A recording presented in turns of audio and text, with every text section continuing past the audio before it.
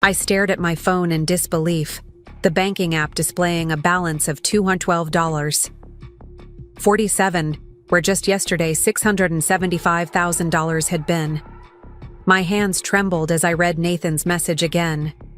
Taking some time away with a colleague. Need space to think. Try to contact me. 8 years of marriage reduced to 17 words and an empty bank account.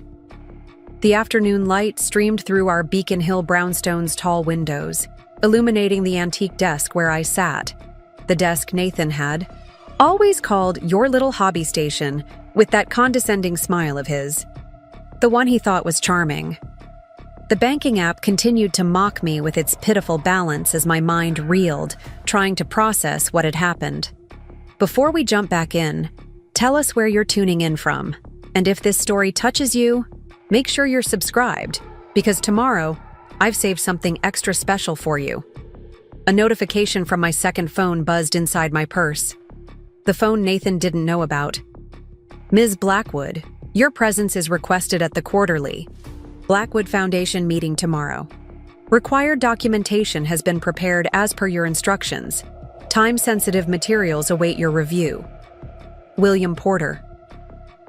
I took a deep breath, feeling the familiar calm of decision-making settle over me.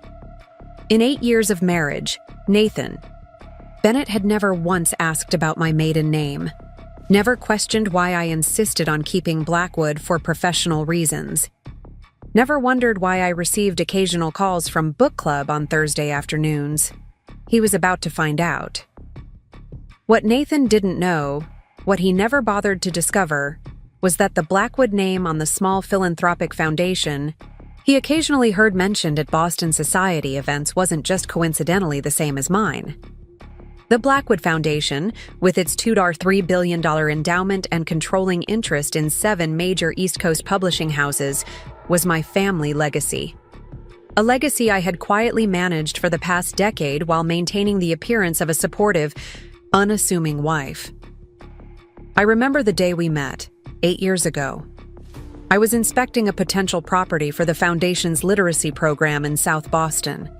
Dressed casually in jeans and a simple sweater, I was taking notes when Nathan approached, all confidence in his tailored suit. "Are you the interior decorator?"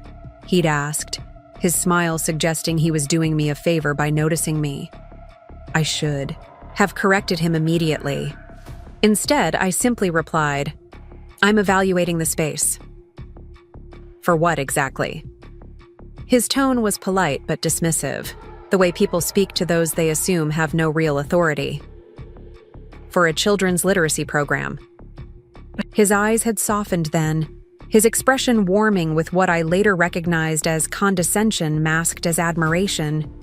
"That's adorable. My firm is handling the financing for this entire development. Perhaps I could show you around, explain some of the plans?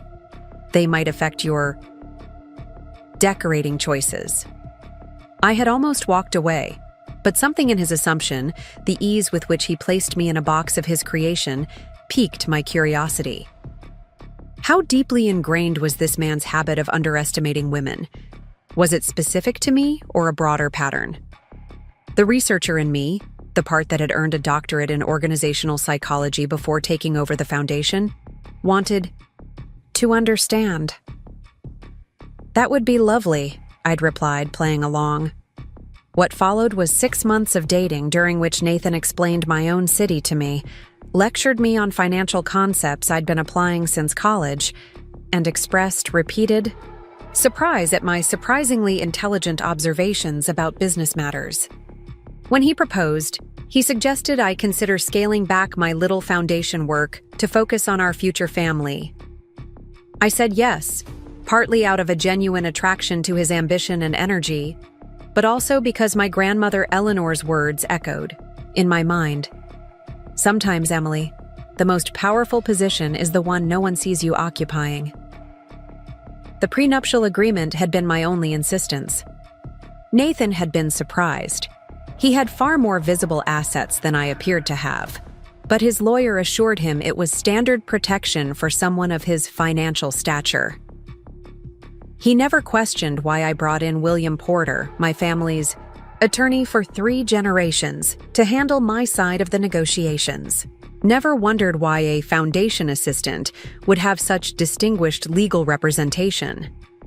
The prenup included very specific clauses about financial misconduct and breaches of trust. Clauses Nathan's lawyer had skimmed over, assuring him they were boilerplate and mutually beneficial. As I sat in our brownstone that afternoon, watching the light fade over Boston Common, I opened my laptop and typed in the password to my private email account. Within minutes, I had initiated the protocols William and I had established years ago, just in case. The Blackwood Trust had been dormant during my marriage, its significant resources placed in a holding pattern at my request. I had wanted, perhaps naively, to live as just Emily, not as a Blackwood heir. The activation letter William referenced would change everything. My phone rang. Rachel Chen, my college roommate and now partner at Chen, Goldberg & Associates, one of Boston's premier law firms. "Emily?" William called me. "Is it true?" Her voice was concerned but steady, the voice that had helped me through my parents' death, my grandmother's final days, and the complex transition of the Blackwood holdings into my name. Nathan emptied our joint account this morning. $675,000. Gone. He's apparently with a colleague. I kept my voice level, factual. Rachel's sharp intake of breath was followed by a stream of creative profanity that momentarily lifted my spirits. "That son of a... I'm coming over. Don't touch anything. Don't call him. And Emily, the trust activation protocols are already in motion. William started them the moment you texted him." An hour later, Rachel sat across from me in my kitchen. Documents spread across the marble island Nathan had insisted on during our renovation last year. Her dark hair was pulled back in a severe bun, her expression equally severe as she reviewed the banking records. The transfer went to an offshore account in the Caymans, then was immediately split into 3 separate accounts. He planned this. This wasn't impulsive. She looked up, brown eyes sharp with anger on my behalf. "And you're sure about the colleague?" I nodded, sliding my phone across the counter. The screen showed a private Instagram account belonging to Vanessa Collins, a 26-year-old junior financial analyst who had started at Meridian Capital 8 months ago. The most recent post, uploaded an hour earlier, showed a champagne glass against the backdrop of an infinity pool overlooking a beach sunset. The location tag read, "Cabo San Lucas, Paradise Found." Rachel's fingers flew across her tablet. Vanessa Collins, graduated Wharton 2 years ago. Hired at Meridian Capital, directly into Nathan's division. Interesting. What's interesting? Her LinkedIn shows no prior finance experience, no internships in the field. Yet she was hired directly into one of Boston's most competitive financial firms. Rachel raised an eyebrow. Want to guess who wrote her glowing recommendation letter? My stomach twisted. Nathan. Got it in one. Rachel's expression softened, slightly. "Emily, when did you last access the foundation accounts, or the trust?" I felt a flush of guilt. 6 months ago for the foundation? The trust? Not since before we married. Rachel nodded, unsurprised. You wanted to give the marriage a real chance, without the complication of your family's resources. It wasn't a question. She'd been skeptical of my decision from the beginning, but had supported my choice to keep my inheritance separate from my marriage, emotionally and legally. I really thought he might be different, I admitted quietly. That once he knew me, really knew me, the money wouldn't matter. Rachel reached across the island to squeeze my hand. The money always matters to people like Nathan. It's how they keep score. She straightened, professional mode re-engaging. The good news is your prenup is ironclad.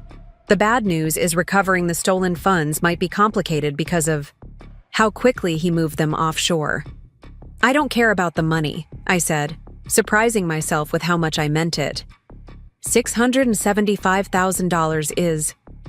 I trailed off, not wanting to sound callous.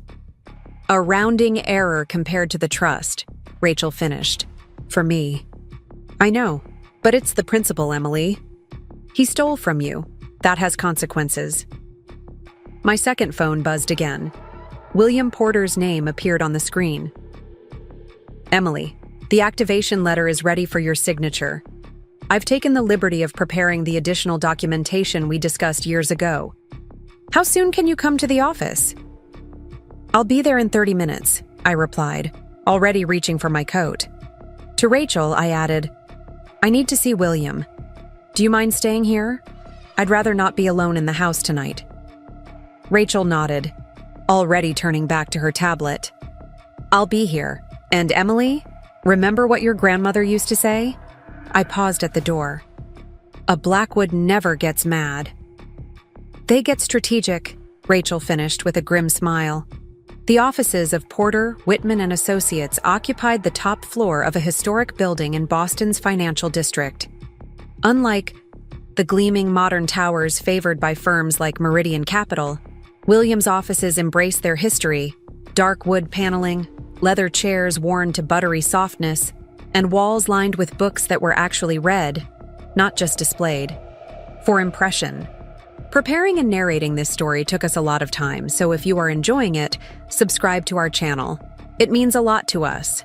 Now back to the story. William Porter himself was cut from the same cloth as his offices, solid, traditional, and considerably more formidable than his gentle appearance suggested. At 73, his hair was a distinguished silver, his posture military straight. Despite his age, his mind still razor sharp. He greeted me with a formal handshake that transitioned into a fatherly squeeze of my fingers. Emily, I wish we were meeting under different circumstances. As do I, William.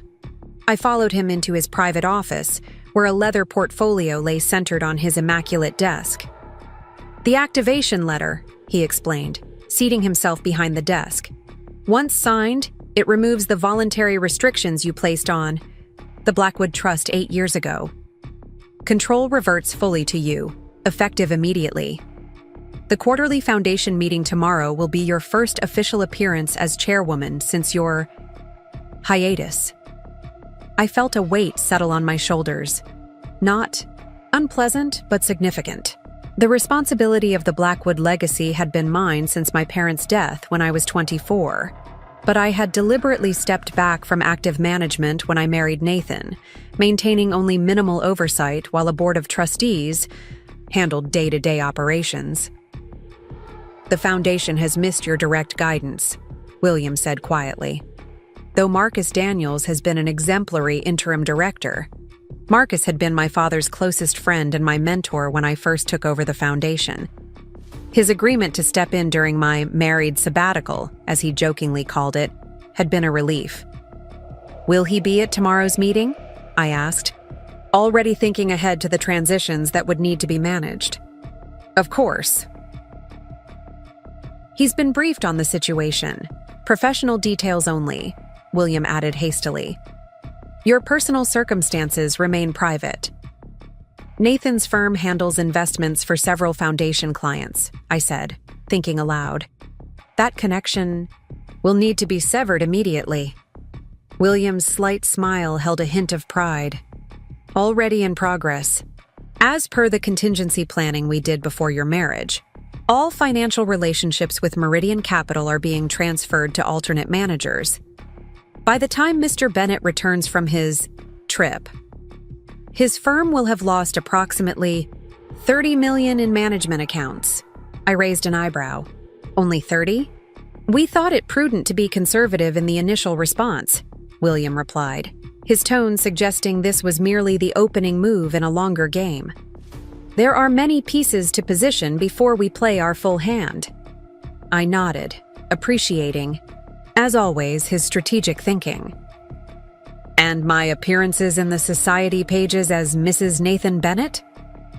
Archived but accessible should they be needed. More importantly, the profile of Emily Blackwood, philanthropist and publishing heiress, has been carefully maintained in select circles during your absence. Your re-emergence will not seem as sudden as Mr. Bennet might hope. I picked up the Mont Blanc pen, my grandfather's, that William had placed beside the letter. The document itself was deceptively simple, just 3 paragraphs releasing me from self-imposed restrictions.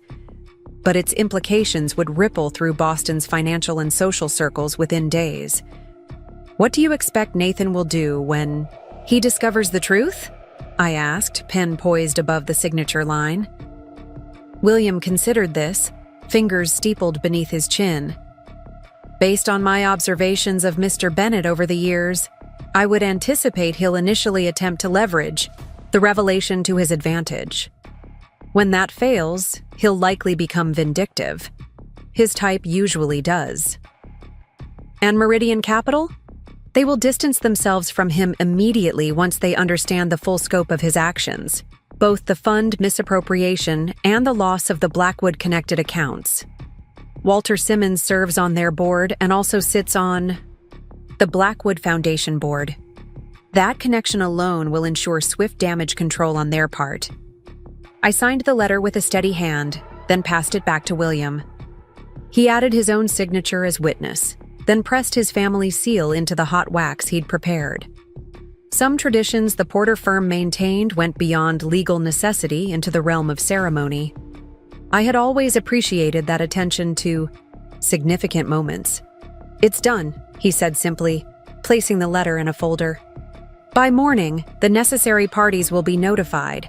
Your accounts and access will be fully restored before the Foundation meeting at 2 p.m. tomorrow." He paused, then added more gently, "Are you certain about attending personally? Marcus could handle the transition announcement if you need more time." I shook my head. "No, I've been hiding long enough, William. It's time for Emily Blackwood to step back into the light." I rose, smoothing down my simple black dress, a far cry from the designer wardrobes that filled my closet at home, purchased to meet Nathan's expectations of a suitable wife. "Please have the driver bring the car around. I'll be staying at the Lake Winnipesaukee house tonight." "Of course. Rachel Chen called while you were en route. She's arranged to have your essential items packed and delivered there." I smiled despite everything. Rachel's efficiency was one of her most endearing qualities. "Thank you, William, for everything." He walked me to the door, his expression softening slightly. "Your grandmother would be proud, Emily.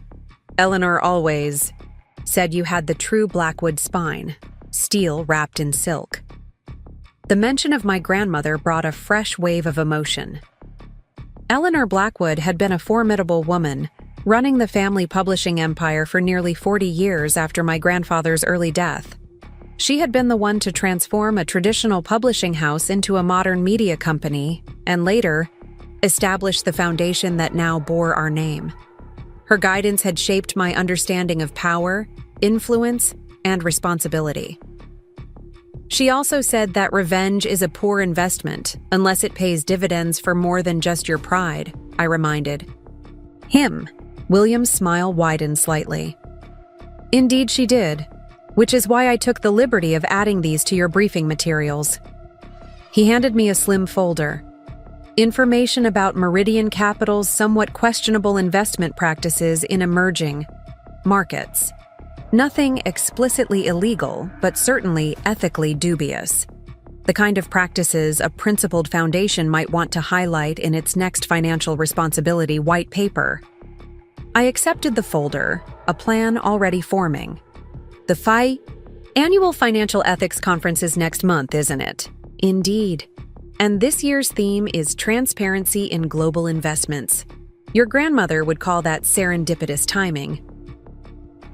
As William's driver navigated the evening traffic toward the highway that would take me to New Hampshire and the Blackwood family's lake house, I opened my personal laptop and began composing a series of emails. The first went to Marcus Daniels, outlining my return and requesting specific reports be prepared for tomorrow's meeting. The second went to the Foundation's Public Relations Director, instructing her to prepare a press release about my resumption of active leadership. The third went to the editor of the Boston Business Journal, accepting a long-standing invitation for an exclusive interview about the future of the Blackwood publishing and philanthropic ventures. I worked steadily as the eye. City lights gave way to suburban developments, and eventually the darkness of rural New Hampshire. By the time we reached the lake house, its windows warmly lit against the night by the staff William had undoubtedly called ahead to alert, I had drafted 7 emails, made arrangements for new legal representation for the foundation. Rachel's eye. Firm would be a significant upgrade from the previous team, and outlined talking points for tomorrow's board meeting. Not once did I draft an email to Nathan. Not once did I call the number he wasn't answering anyway. Instead, I allowed him the illusion of his clean getaway for just a little longer. Let him enjoy the Cabo sun with Vanessa Collins, thinking he had escaped with a small fortune and without consequences. Reality would arrive soon enough, with the force of the Blackwood name behind it. The Blackwood Foundation's quarterly board meeting was held in a discreetly elegant conference room at the top of one of Boston's oldest financial buildings. The room's mahogany table could comfortably seat 20, though today only 12 places were set. Through the floor-to-ceiling windows, the Boston skyline spread out beneath moody April skies threatening rain. I arrived 30 minutes early, dressed in a tailored charcoal suit that projected authority without ostentation. The briefcase I carried had belonged to my father, supple leather with my initials now discreetly embossed beside the faded imprint of his. It contained everything I would need for today's meeting, including the dossier William had prepared on Nathan's professional activities. Marcus Daniels was already there, reviewing notes at the head of the table. At 65, Marcus maintained the energetic presence that had made him such an effective partner to my father. His silver hair was cropped close, his dark skin still smooth despite his years, and his eyes sharp behind stylish glasses. Those eyes widened slightly when he saw me in the doorway. Emily. He rose immediately, coming around the table to greet me with a brief professional embrace. Welcome back. Thank you, Marcus, for everything. My gratitude encompassed far more than just the welcome. His steady leadership during my absence, his discretion about my reasons for stepping back, his unfailing loyalty to my family. The prodigal chairwoman returns, he said with a smile that held no judgment, only warmth. You look ready for battle. Not battle, I corrected gently. Reclamation. His expression sobered. William briefed me on the general situation. I'm sorry, Emily. I nodded once, acknowledging his sympathy but unwilling to dwell on it. Where do we stand with the Meridian capital transitions? Understanding my need to focus on action rather than emotion, Marcus seamlessly shifted to business. 70% complete. The remaining accounts will be transferred by end of day. Walter Simmons has requested a private word with you before the meeting. He's on the Meridian board and is understandably concerned. I'll speak with him briefly. Has there been any reaction yet? Nothing official. Unofficially, there's confusion in certain quarters. Meridian's management is scrambling to understand why several major clients suddenly requested transfers on the same day. I glanced at my watch. They'll have their answer soon enough.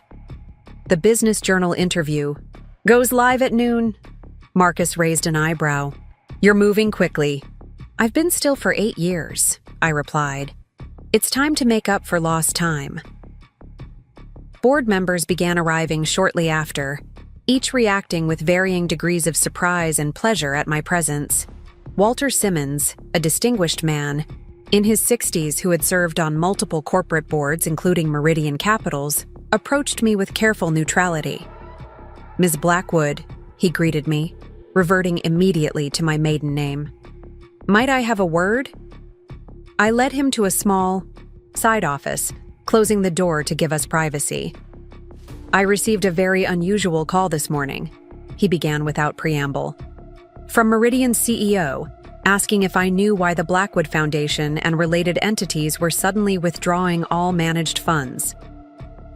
And what did you tell him?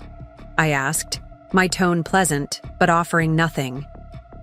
That I was as surprised as he, was and would inquire at today's meeting. He studied me carefully. I assume this has something to do with your husband's situation? I appreciated his delicacy. Mr. Bennett's actions have necessitated a complete reevaluation of all relationships, personal and professional. Walter nodded slowly. I see. I should inform you that there are rumors of irregularities in some of Meridian's emerging market practices. Nothing proven, but yes, I've received some preliminary information about those concerns. I met his gaze directly. The Foundation takes its ethical investment obligations very seriously. As do I, Ms. Blackwood. As do I. He hesitated, then added, if you're planning what I think you're planning, you should know that many on Meridian's board would welcome a restructuring of certain departments, including Mr. Bennett's division. I understood the message beneath his careful phrasing. Walter was offering alliance, suggesting that Meridian's board might sacrifice Nathan to preserve their relationship with the Blackwood interests. The Foundation's upcoming white paper on ethical investment practices will focus on transparency and accountability, I replied. We won't be naming specific firms, but our case studies will be thoroughly researched and detailed. Relief flickered across his face. I've always admired the Foundation's commitment to raising industry standards. We believe in appropriate consequences, Mr. Simmons, not scorched earth. He nodded, message received. Then I look forward to today's meeting, Ms. Blackwood. And may I say, it's good to have you back at the helm. As Walter left to join the others gathering in the main conference room, I checked my phone one last time. The Boston Business Journal had just published their exclusive Blackwood Heir Returns to Active Leadership of Foundation and Publishing Empire. The accompanying photo taken this morning showed me on the steps of the Foundation building, looking confident and purposeful. I sent a single text to Rachel. It's begun. Her reply came immediately. His flight lands at 6 p.m. Everything is in place. Taking a deep breath, I slipped my phone into my pocket and walked into the boardroom with the calm purpose that had always been my greatest inheritance from the Blackwood line. The meeting proceeded with efficient precision. I opened with a brief statement about my return to active leadership, thanking Marcus for his exemplary service during my absence. The board members, many of whom had served since my father's time, responded with approving nods and welcome-back smiles. We moved through the agenda methodically. Financial reports, grant approvals, publishing division updates. When we reached the item marked Investment Strategy Review, I nodded to Marcus, who distributed folders to each board member. As you'll see, I began, we're implementing significant changes to our investment management relationships. Effective immediately, all Foundation and related Blackwood family assets previously managed by Meridian Capital are being transferred to alternate firms. Walter Simmons, playing his part perfectly, frowned in practiced concern. May I ask, the reason for this sudden change? Meridian has managed these accounts for over 5 years. Recent information has come to light regarding potential ethical concerns with some of Meridian's emerging market practices, I replied smoothly. Additionally, there have been personnel issues that call into question their alignment with the Foundation's values. Understanding flickered across several faces. Boston's financial community was tightly knit. Rumors about Nathan and Vanessa had likely already begun circulating. The Foundation cannot risk association with firms whose practices, or key personnel, fail to meet our ethical standards, I continued. The transfers should be complete by end of day. Our new relationships will be with firms that have demonstrated consistent commitment to transparency and ethical practices. I fully support this decision, Walter offered, providing the board cover to fall in line. The Foundation's reputation is paramount. The remainder of the meeting passed without incident. As we concluded, several board members approached to welcome me back more personally, offering subtle expressions of support. Their loyalty to the Blackwood name, and by extension to me, was evident and reassuring. Marcus caught my eye as the room emptied, gesturing toward his tablet. "You might want to see this," he said quietly. The screen showed a financial news. Alert.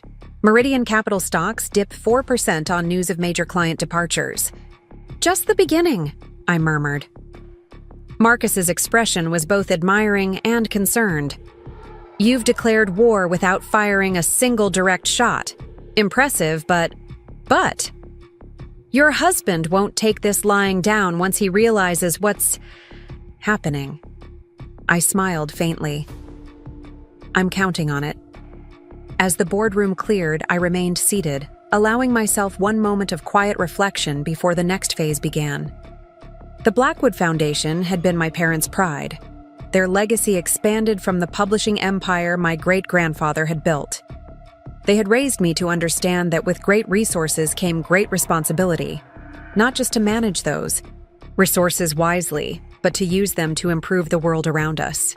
For 8 years, I had stepped back from active leadership, convincing myself it was to give my marriage space to grow without the shadow of the Blackwood fortune. In truth, I had been hiding from the responsibility, from the power, from the person I was meant to be. Nathan's betrayal, painful as it was, had forced me out of hiding. For that, at least, I would eventually be grateful to him. My phone buzzed with a text from Rachel. "His flight just landed early. ETA to River Oaks residence approximately 45 minutes. I glanced at my watch. It was time. The stage was set for the final act of this particular drama. Nathan Bennett was about to discover exactly who he had married and what he had lost. The Blackwood Lake House had always been my sanctuary. As a child, I'd spent summers exploring its shores and forests, finding solace in nature when the pressures of being a Blackwood heir became overwhelming. Now, as I stood on the private dock watching the sunset paint the water in shades of amber and gold, I felt that same sense of clarity returning. My phone buzzed constantly with notifications. The Business Journal article was generating exactly the ripples William and I had anticipated.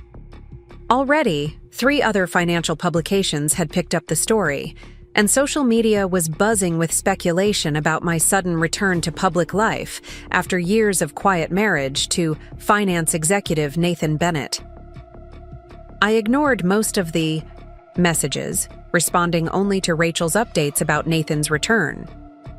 He had landed at Boston Logan International Airport at 5:48 p.m., passed through customs without incident, and was currently in a taxi headed toward our Beacon Hill home, a home he would find inaccessible, the security codes changed, the locks replaced, and his belongings packed in neat boxes in the garage.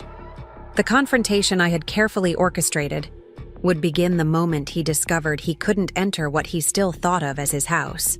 I anticipated rage, confusion, and then the desperate scramble of a man watching his carefully constructed life crumble beneath him.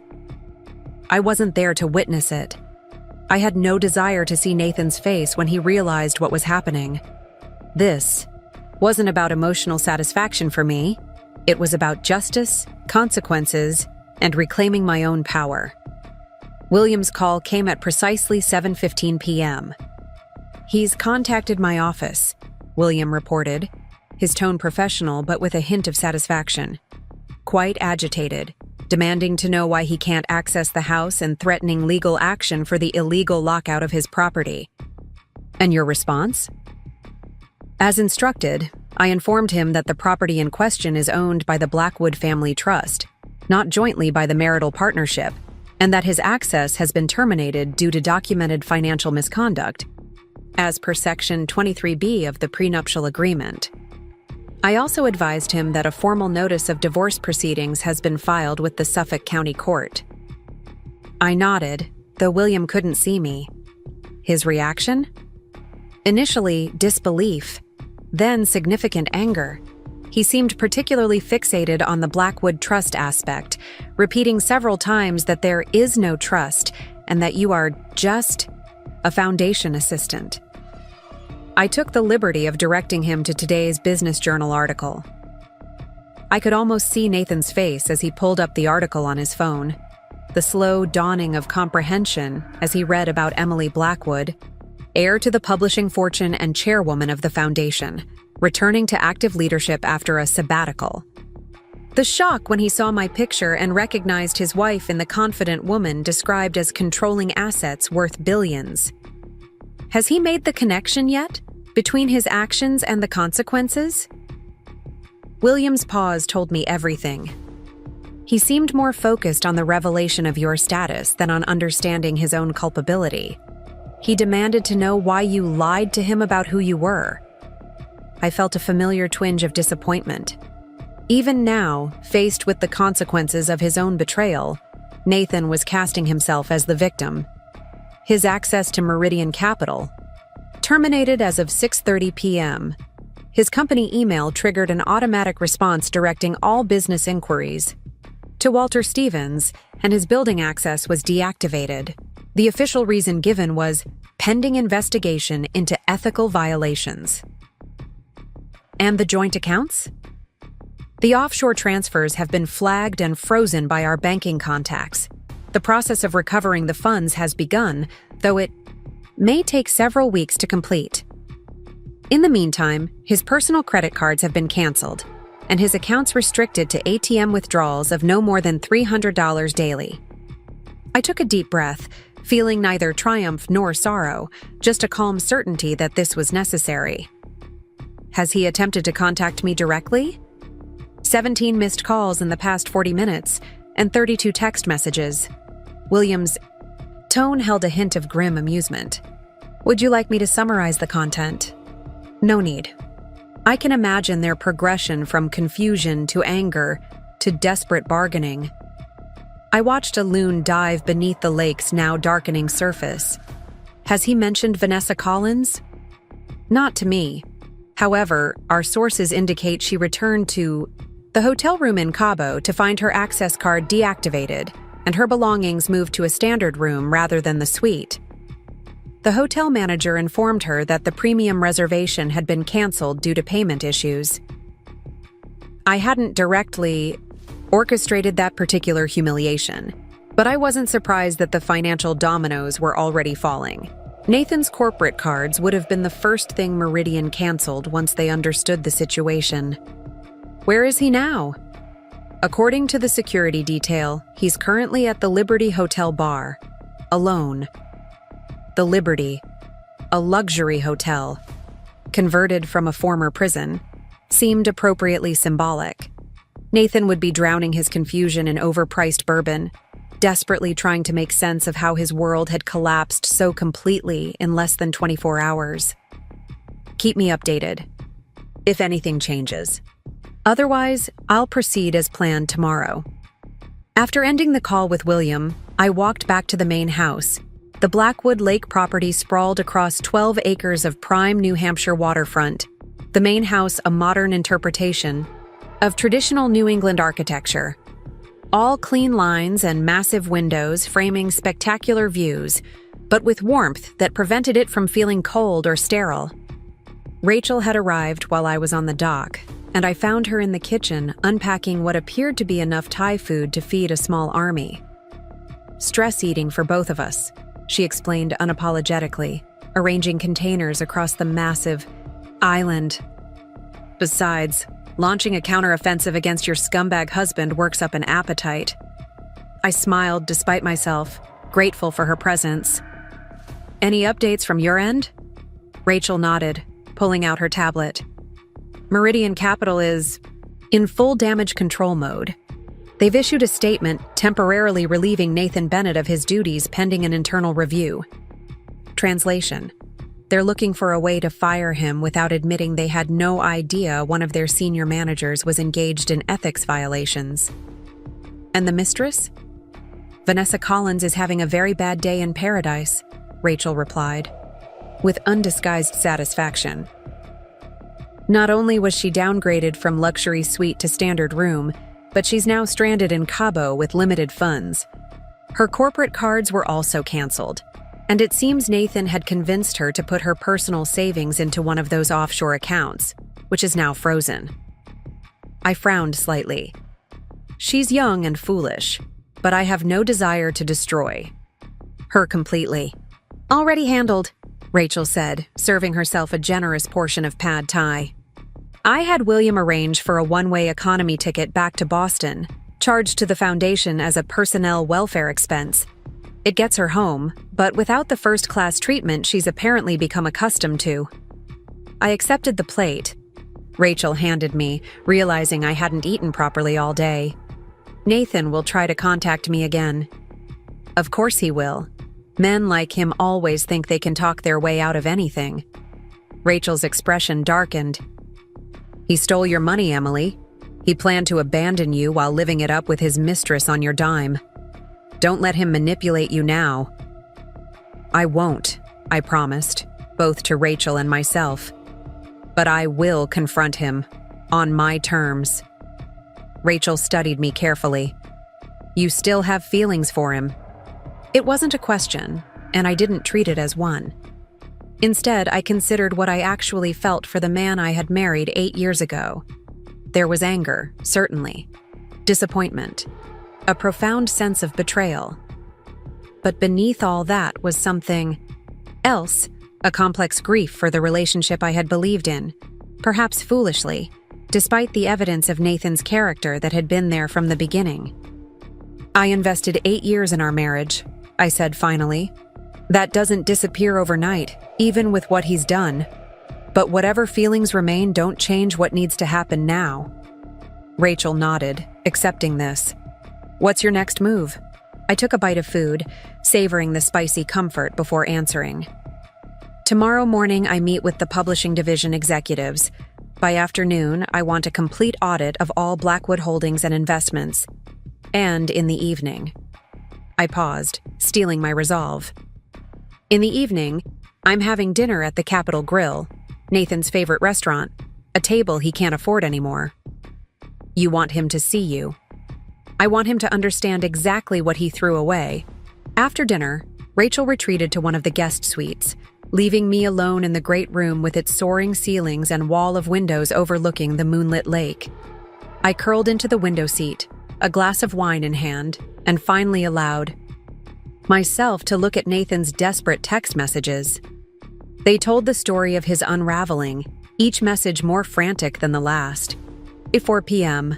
Emily, call me. There's some kind of mistake with the house security. 8:12 p.m. Why aren't you answering? Where are you? 8:17 p.m. I just spoke to some lawyer named Porter. What the hell is going on? 8:25 p.m. Blackwood Trust? What is he talking about? Call me now. 8:31 p.m. My cards aren't working. None of them. What have you done? 8:40 p.m. I just saw the Business Journal article. Is this some kind of joke? You're Emily Blackwood? The Blackwood? 8:43 p.m. This is insane. Call me. We need to talk. 8:52 p.m. My building access is revoked. My email isn't working. Emily, whatever you think I did, this is extreme. 9:04 p.m. Okay, I admit taking the money was wrong, but I was going to pay it back. This reaction is completely disproportionate. 9:16 p.m. You've been lying to me for 8 years and you're punishing me? This is unbelievable.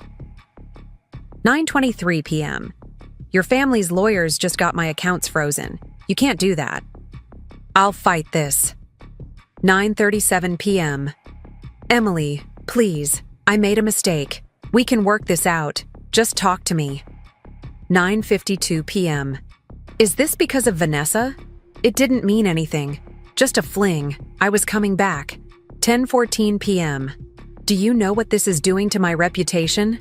My career? You're destroying everything I've built. 10:28 p.m. I didn't even know you had this kind of money or power. How was I supposed to know? 10:45 p.m. I'm at the Liberty. Room 342. Please come talk to me. I'm begging you. The last message had arrived just minutes ago. I put the phone down, noting with detached interest the rapid cycle from confusion to anger to bargaining to self-pity. Not once had Nathan acknowledged the fundamental betrayal of emptying our joint account. Not once had he recognized that his plan to abandon me with nothing was what had triggered these consequences. Instead, he'd fixated on my deception, the fact that I hadn't corrected his assumptions about who I was. This, more than anything, confirmed that I was making the right decision. Nathan hadn't changed. He had simply been revealed. My phone buzzed with a new message. Expecting another plea from Nathan, I was surprised to see Marcus Daniels' name instead. Just received word that Boston Magazine wants to feature you in their Power Players issue next month. Timing is perfect for the Foundation's new initiatives. Also, Nathan Bennett just called the Foundation office asking for your direct line. Didn't give it to him, of course. I smiled slightly at Marcus's characteristic blend of business and personal support. He had been one of the few people who knew the full truth about my marriage from the beginning, having expressed concern when I first announced my intention to step back from active leadership. "He doesn't see you, Emily," he had warned gently. "He sees the version of you that fits his worldview." Marcus had been right, of course, though it had taken me 8 years and a devastating betrayal to fully accept it. I replied with thanks for the information and a confirmation that I'd handle the magazine feature personally. Then, placing my phone on Do Not Disturb mode, I turned my attention to the briefing materials William had prepared for tomorrow's meetings. If I was reclaiming my place at the head of the Blackwood Enterprises, I needed to be fully prepared, not just for the confrontation with Nathan, but for the responsibilities I was embracing once more. The publishing division meeting was scheduled for 9 a.m. at the historic Blackwood Publishing headquarters in Cambridge. The building, a converted textile mill with exposed brick walls and massive timber beams, housed the executive offices of what had grown from a single prestigious literary imprint into a diverse media company with 7 distinct publishing houses under its umbrella. I arrived early, dressed in a navy suit that projected confidence without ostentation. The executive assistant outside the boardroom did a double take when she saw me, clearly having heard rumors of my return, but unprepared for my actual presence. "Ms. Blackwood, we weren't expecting— that is, the meeting isn't scheduled until—" "I'm early, Diane," I said, recalling her name from briefing materials. "I wanted to reacquaint myself with the space before everyone arrives." "Of course." She recovered quickly, professional training kicking in. "Can I get you anything? Coffee?" "Black, thank you." I entered the boardroom, deliberately choosing not the chair at the head of the table where visiting executives usually sat, but the chair at the foot, the position Marcus had occupied as acting head of the division during my absence. The boardroom walls displayed framed first edition covers from Blackwood Publishing's most iconic books. My great-grandfather's first acquisition, a now classic American novel. The controversial memoir my grandfather had defended against obscenity. Charges in the 1960s. The international bestseller my father had personally edited that later became an award-winning film. The Blackwood legacy in physical form, surrounding me as I prepared to fully embrace it once more. Executives began arriving shortly after. Like Diane, each registered surprise at finding me already seated in the boardroom, followed by varying degrees of uncertainty about how to interact with the prodigal owner. Some knew me from my earlier active involvement with the company. Others had been hired during my absence and knew me only by reputation. Marcus arrived last, precisely on time, and handled the introductions with practiced ease. "For those who haven't had the pleasure," he said, "Emily Blackwood is not just the owner of Blackwood Publishing and chairwoman of the Foundation, but also a brilliant strategic thinker who holds a doctorate in organizational psychology from Harvard. During her sabbatical, she has remained informed about major decisions while allowing the executive team operational autonomy. That arrangement is now evolving." I noted the careful phrasing, sabbatical rather than absence, evolving rather than ending. Marcus was creating a narrative that preserved both my authority and the executive's dignity. "Thank you, Marcus," I said, standing to address the room. I appreciate your leadership during my step back from day-to-day operations. That leadership will continue to be vital as we move forward together. Relief flickered across several faces. No one was being replaced or demoted, at least not immediately. Blackwood Publishing has maintained its position as an industry leader in terms of prestige, I continued, but our market share in digital content and emerging formats has not kept pace with our competitors.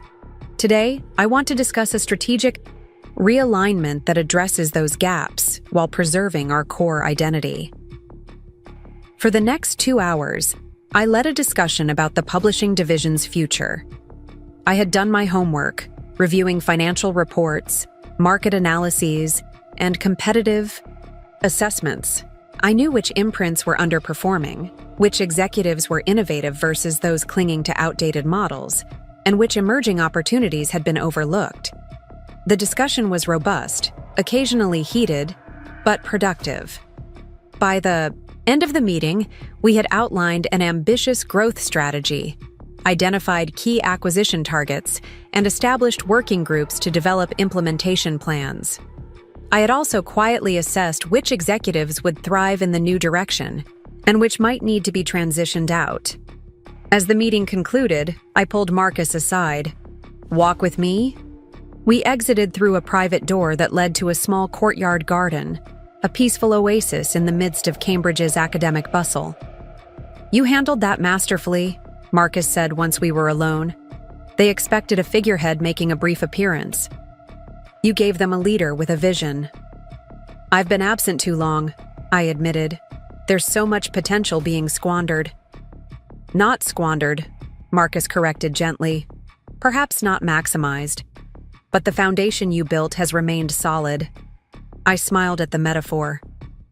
"Speaking of foundations, I need to review the full portfolio before this afternoon's finance meeting. 8 years is too long to rely on quarterly summaries." Marcus's expression grew more serious.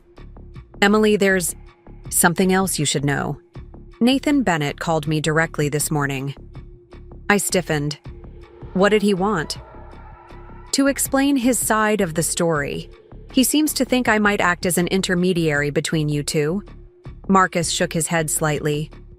"He also implied that your actions are disproportionate and possibly driven by emotional instability." A familiar anger flickered through me. How typical of Nathan to attempt to undermine my credibility rather than face his own actions. "What did you tell him?" "That the Blackwood Foundation does not involve itself in the personal matters of its leadership, but that as a longtime family friend, I have complete confidence in your judgment and stability." Marcus's tone hardened slightly. I also reminded him that attempting to create discord among Foundation leadership could be construed as interference with business operations, which would violate several clauses of his now-defunct employment contract with Meridian. I felt a rush of gratitude for Marcus's loyalty. "Thank you." "He's desperate," Marcus observed. "And a desperate man with a bruised ego can be dangerous, Emily." "I'm aware. William has engaged additional security, and Rachel is handling the legal containment strategy." I checked my watch. "I need to get to the financial review. We'll talk more at tomorrow's Foundation meeting?" Marcus nodded, concern still evident in his eyes. "Just be careful. Men like Nathan Bennett don't accept defeat easily, especially at the hands of a woman they've underestimated."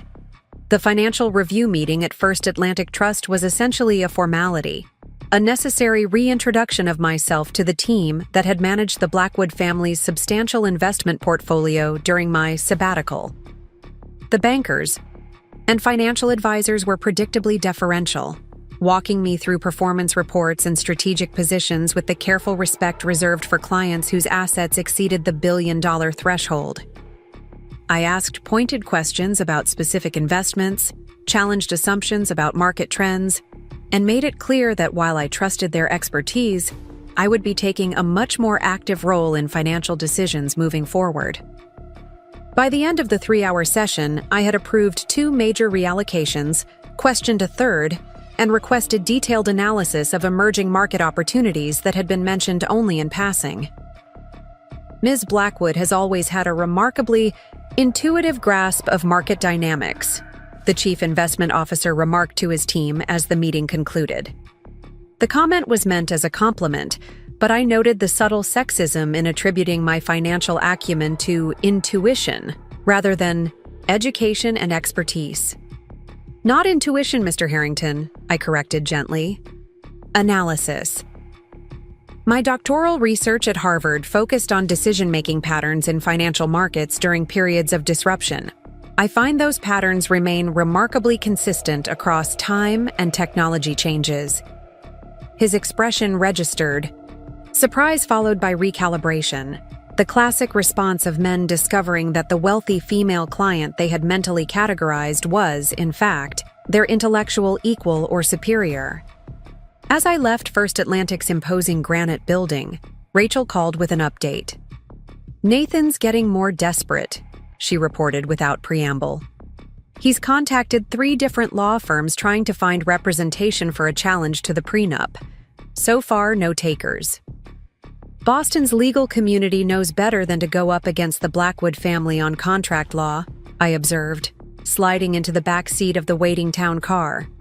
"William had Archie Whitman draft that prenup, and Archie hasn't lost a contract dispute in 40 years. True, but Nathan doesn't know that. He thinks he married a foundation assistant, remember? He's still processing who you actually are." I gazed out the window as we navigated Boston's narrow streets toward my next appointment. Has he made any progress recovering funds or accessing accounts? None. The offshore accounts remain frozen, pending investigation, and Meridian Capital has placed him on administrative leave while they conduct an internal review. His corporate apartment access has been revoked as well. This last bit was new information. Where is he staying? Still at the Liberty Hotel. Apparently, he's run up quite a bar tab. Rachel's tone carried a hint of vindictive satisfaction. He's also been calling everyone in his professional network trying to line up interviews, but word has spread about the circumstances of his departure from Meridian. I felt a twinge of something close to pity. Nathan's entire identity was built around his professional status and financial success. Stripped of those external validations, what remained? Did I even know the real Nathan Bennett beneath the ambitious financial executive I had married? "The dinner reservation at Capitol Grill is confirmed for 8 p.m., Rachel continued. "Private dining room as requested. And William's team reports that Nathan has his own reservation there for 7:30, apparently using one of the few credit cards that hasn't been canceled yet, a personal card with a modest limit." The coincidence seemed too perfect. He chose Capitol Grill on his own? According to William's sources, he's meeting Walter Simmons there, presumably trying to salvage his relationship with Meridian's board. So Nathan was attempting damage control, reaching out to the one board member he likely saw as potentially sympathetic.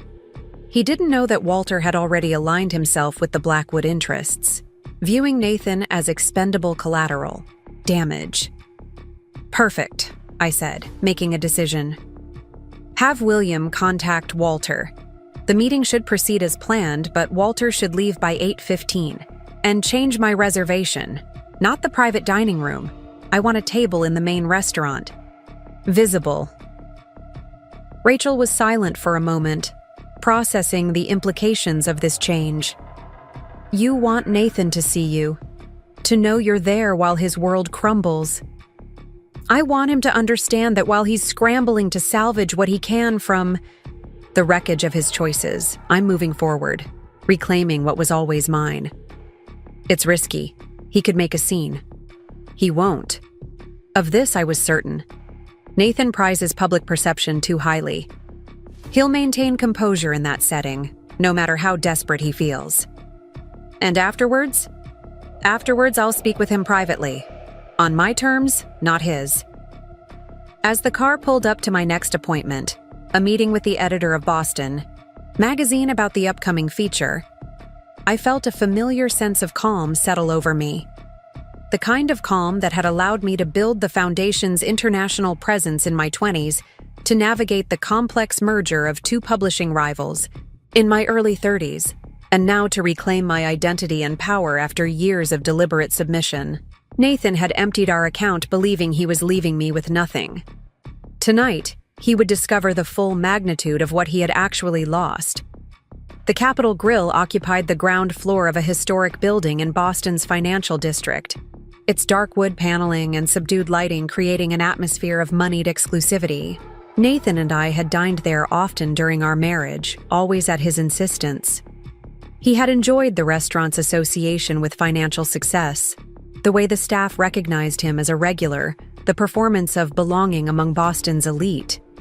I arrived precisely at 8:00 p.m., dressed in a deep burgundy sheath dress that I knew accentuated my figure without appearing overtly seductive. My hair was styled in a sophisticated updo, and I wore the diamond earrings that had been my grandmother Eleanor's, understated but undeniably valuable to the discerning eye.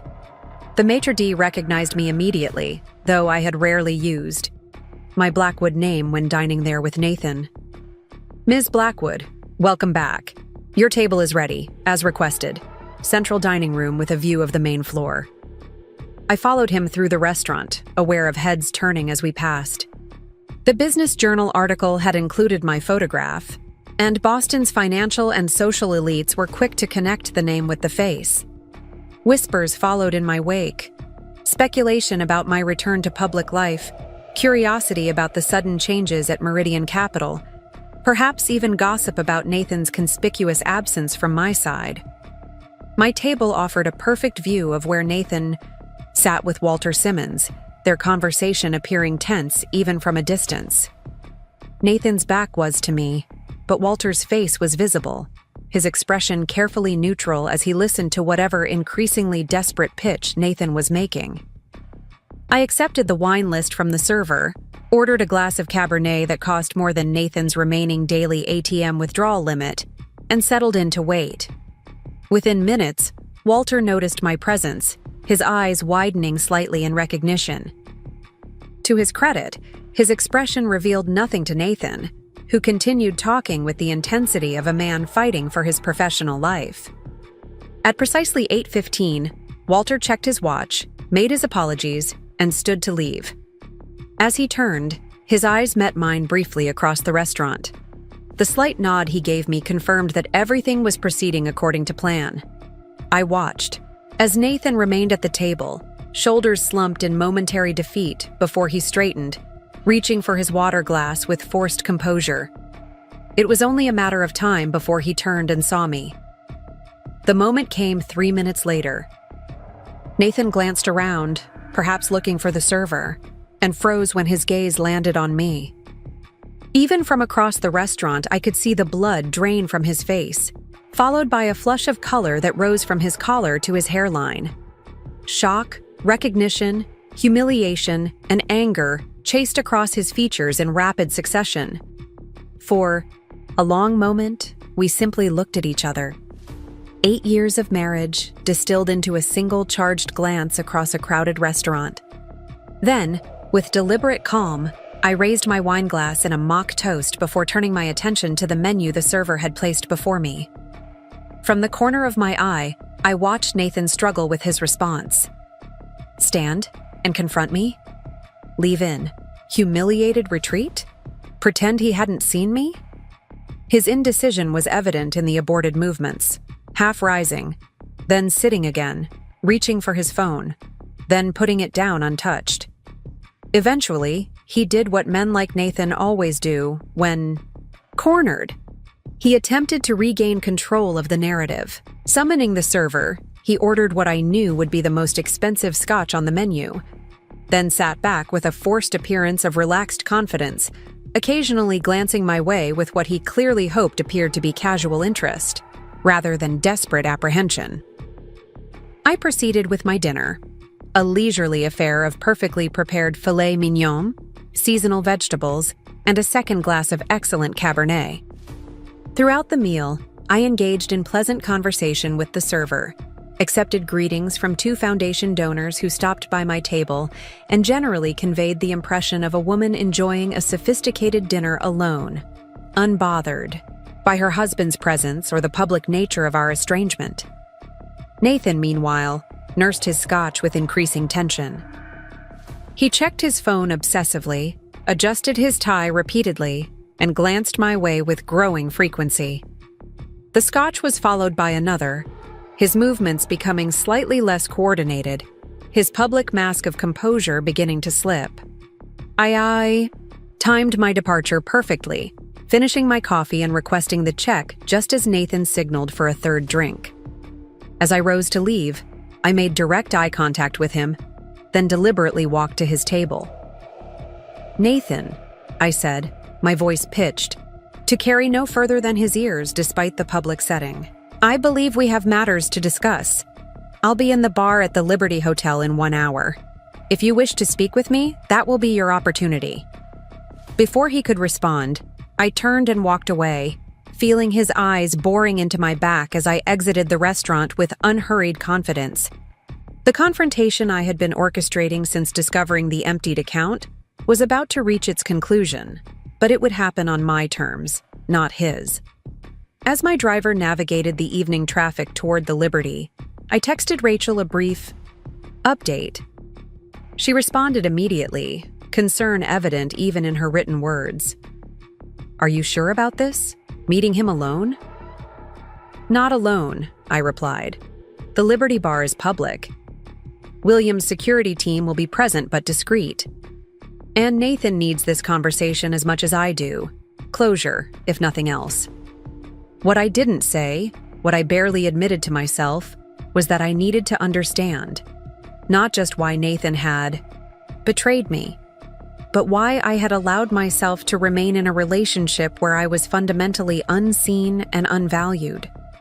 The answers to those questions would shape not just the aftermath of this marriage, but the path I chose moving forward. The Liberty Hotel's bar, ironically named Alibi, occupied what had once been the jail's drunk tank when the building served as the Charles Street prison. Now, it was one of Boston's most stylish cocktail lounges, its history transformed into an edgy backdrop for the city's elite to sip overpriced drinks beneath exposed brick and original prison bars. I arrived before Nathan, securing a corner table that offered both privacy and a clear view of the entrance. The security team William had arranged were skillfully distributed throughout the space. A woman at the bar engrossed in her phone, a couple conversing quietly near the door, a solo businessman working on a laptop across the room, present but unobtrusive, ready to intervene only if absolutely necessary. Nathan appeared 15 minutes later, slightly unsteady from the scotch but struggling to maintain his composure. He spotted me immediately, making his way through the crowded bar with forced confidence that didn't quite mask his apprehension. He looked thinner than I remembered, shadows beneath his eyes suggesting sleepless nights that predated the current crisis. "Emily," he said as he reached my table, my name emerging somewhere between a greeting and an accusation. "Nathan, please sit." He hesitated, then lowered himself into the chair across from me. Up close, the strain of the past 48 hours was evident in the rumpled quality of his usually immaculate shirt, the slight tremor in his hands as he placed them flat on the table. "I suppose you're enjoying this," he began, bitterness edging his words. The great Emily Blackwood, revealing her true identity and watching me squirm. "Is that really what you think this is about?" I kept my voice level, genuinely curious about his perception of what was happening. "What else? You've spent 8 years pretending to be someone you're not, and now you're using your family's money and influence to destroy me because of one mistake." "One mistake," I repeated, the words tasting bitter on my tongue. "You emptied our joint account of nearly $700,000, Nathan. You were leaving the country with your mistress. By your own admission in those text messages to Vanessa, you weren't planning to come back until things settled down. That's not a mistake. It's a deliberate betrayal." He had the grace to flush, but his defensive posture didn't waver. I was confused, unhappy. You were always so contained, so perfect. I never felt like I really knew you. You never tried to know me, I countered quietly. From the day we met, you decided who I was and what I was capable of. You put me in a box of your creation, and when I didn't correct your assumptions, you took that as confirmation that your assessment was correct. Not once in 8 years did you ask about my work with genuine interest. Not once did you consider that I might be more than the supportive wife you wanted. Because you lied about who you were. His voice rose slightly, drawing glances from nearby tables before he controlled himself. You're the heir to one of Boston's largest fortunes, for God's sake. You let me believe we were building something together when you already had. Everything. The bitter emphasis on the final word revealed more than Nathan probably intended. The core of his resentment wasn't my deception, but my independent wealth and success. The fact that I had never needed him the way he needed to be needed. I never lied to you, Nathan. I simply allowed you to draw your own conclusions. I leaned forward slightly. And now I'm allowing you to experience the consequences of your choices. The money you took, the trust you violated, the vows you broke, those were your decisions, not mine. He stared at me, comprehension finally beginning to dawn in his eyes. This isn't just about punishing me, is it? It's about taking back control, reclaiming your power. It's about justice, I corrected. Proportional consequences for deliberate actions. You chose to betray our marriage in the most fundamental way. Now you're facing the results of that. Choice. Nathan's expression hardened, the vulnerability of moments earlier disappearing behind the mask of the confident financial executive I had married. And what exactly are those results going to be, Emily? You've frozen my accounts, gotten me suspended from my job, locked me out of our home. What's the end game here? Financial ruin? Professional exile? Public humiliation? I studied him, seeing clearly for perhaps the first time the man beneath the charming facade. Ambitious, certainly, but also deeply insecure, his self-worth. Intrinsically tied to external markers of success that could be quantified and displayed. The endgame, as you put it, is closure, I said finally. The divorce will proceed according to the terms of the prenuptial agreement. The financial consequences of your actions are outlined clearly in that document, which you signed willingly. As for your professional future, that depends largely on Meridian Capital's internal investigation and your own ability to rebuild your reputation. You've made that impossible. Real fear flashed in his eyes now. No one will hire me after this.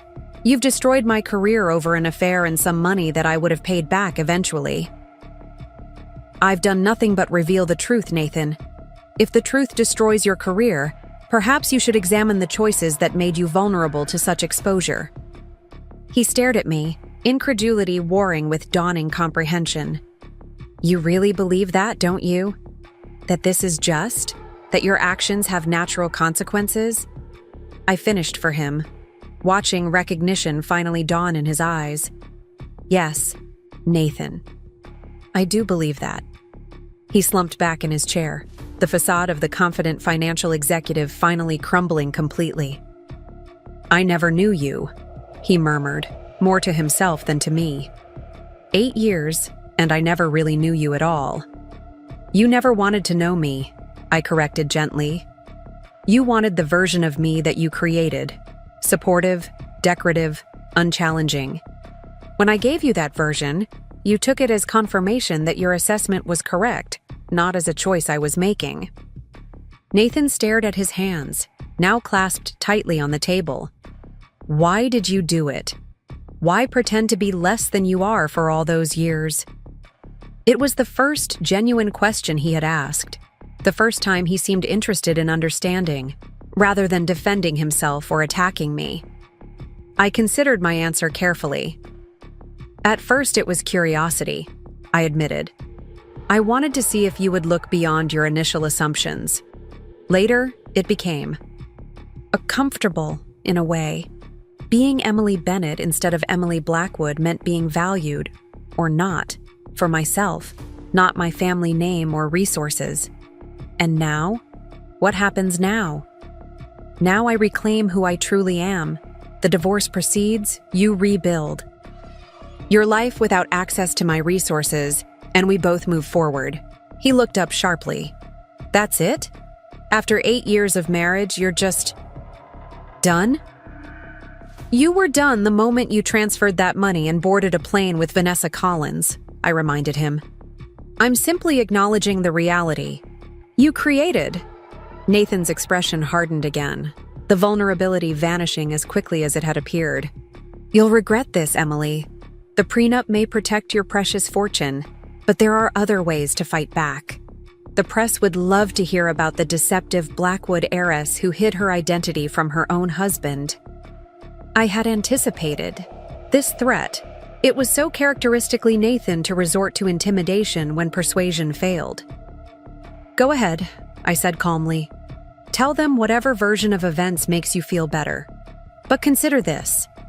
In your story, you're either a gold digger who stole money and ran off with his mistress when he discovered his wife had wealth, or you're an incompetent financial professional who never bothered to research his own wife's background before marriage. Neither narrative serves your reputation. The blood drained from his face as he realized the trap he had set for himself. In any version of events he might share publicly, his own actions remained indefensible. You've thought of everything, haven't you? His tone was resigned now, the fight draining away. Not everything, I admitted. I never thought you would betray me so completely. That was the one possibility I failed to prepare for adequately. For a moment, genuine remorse flickered across his features. I didn't mean for it to happen this way. Vanessa was a distraction. The money was just insurance, in case things went badly.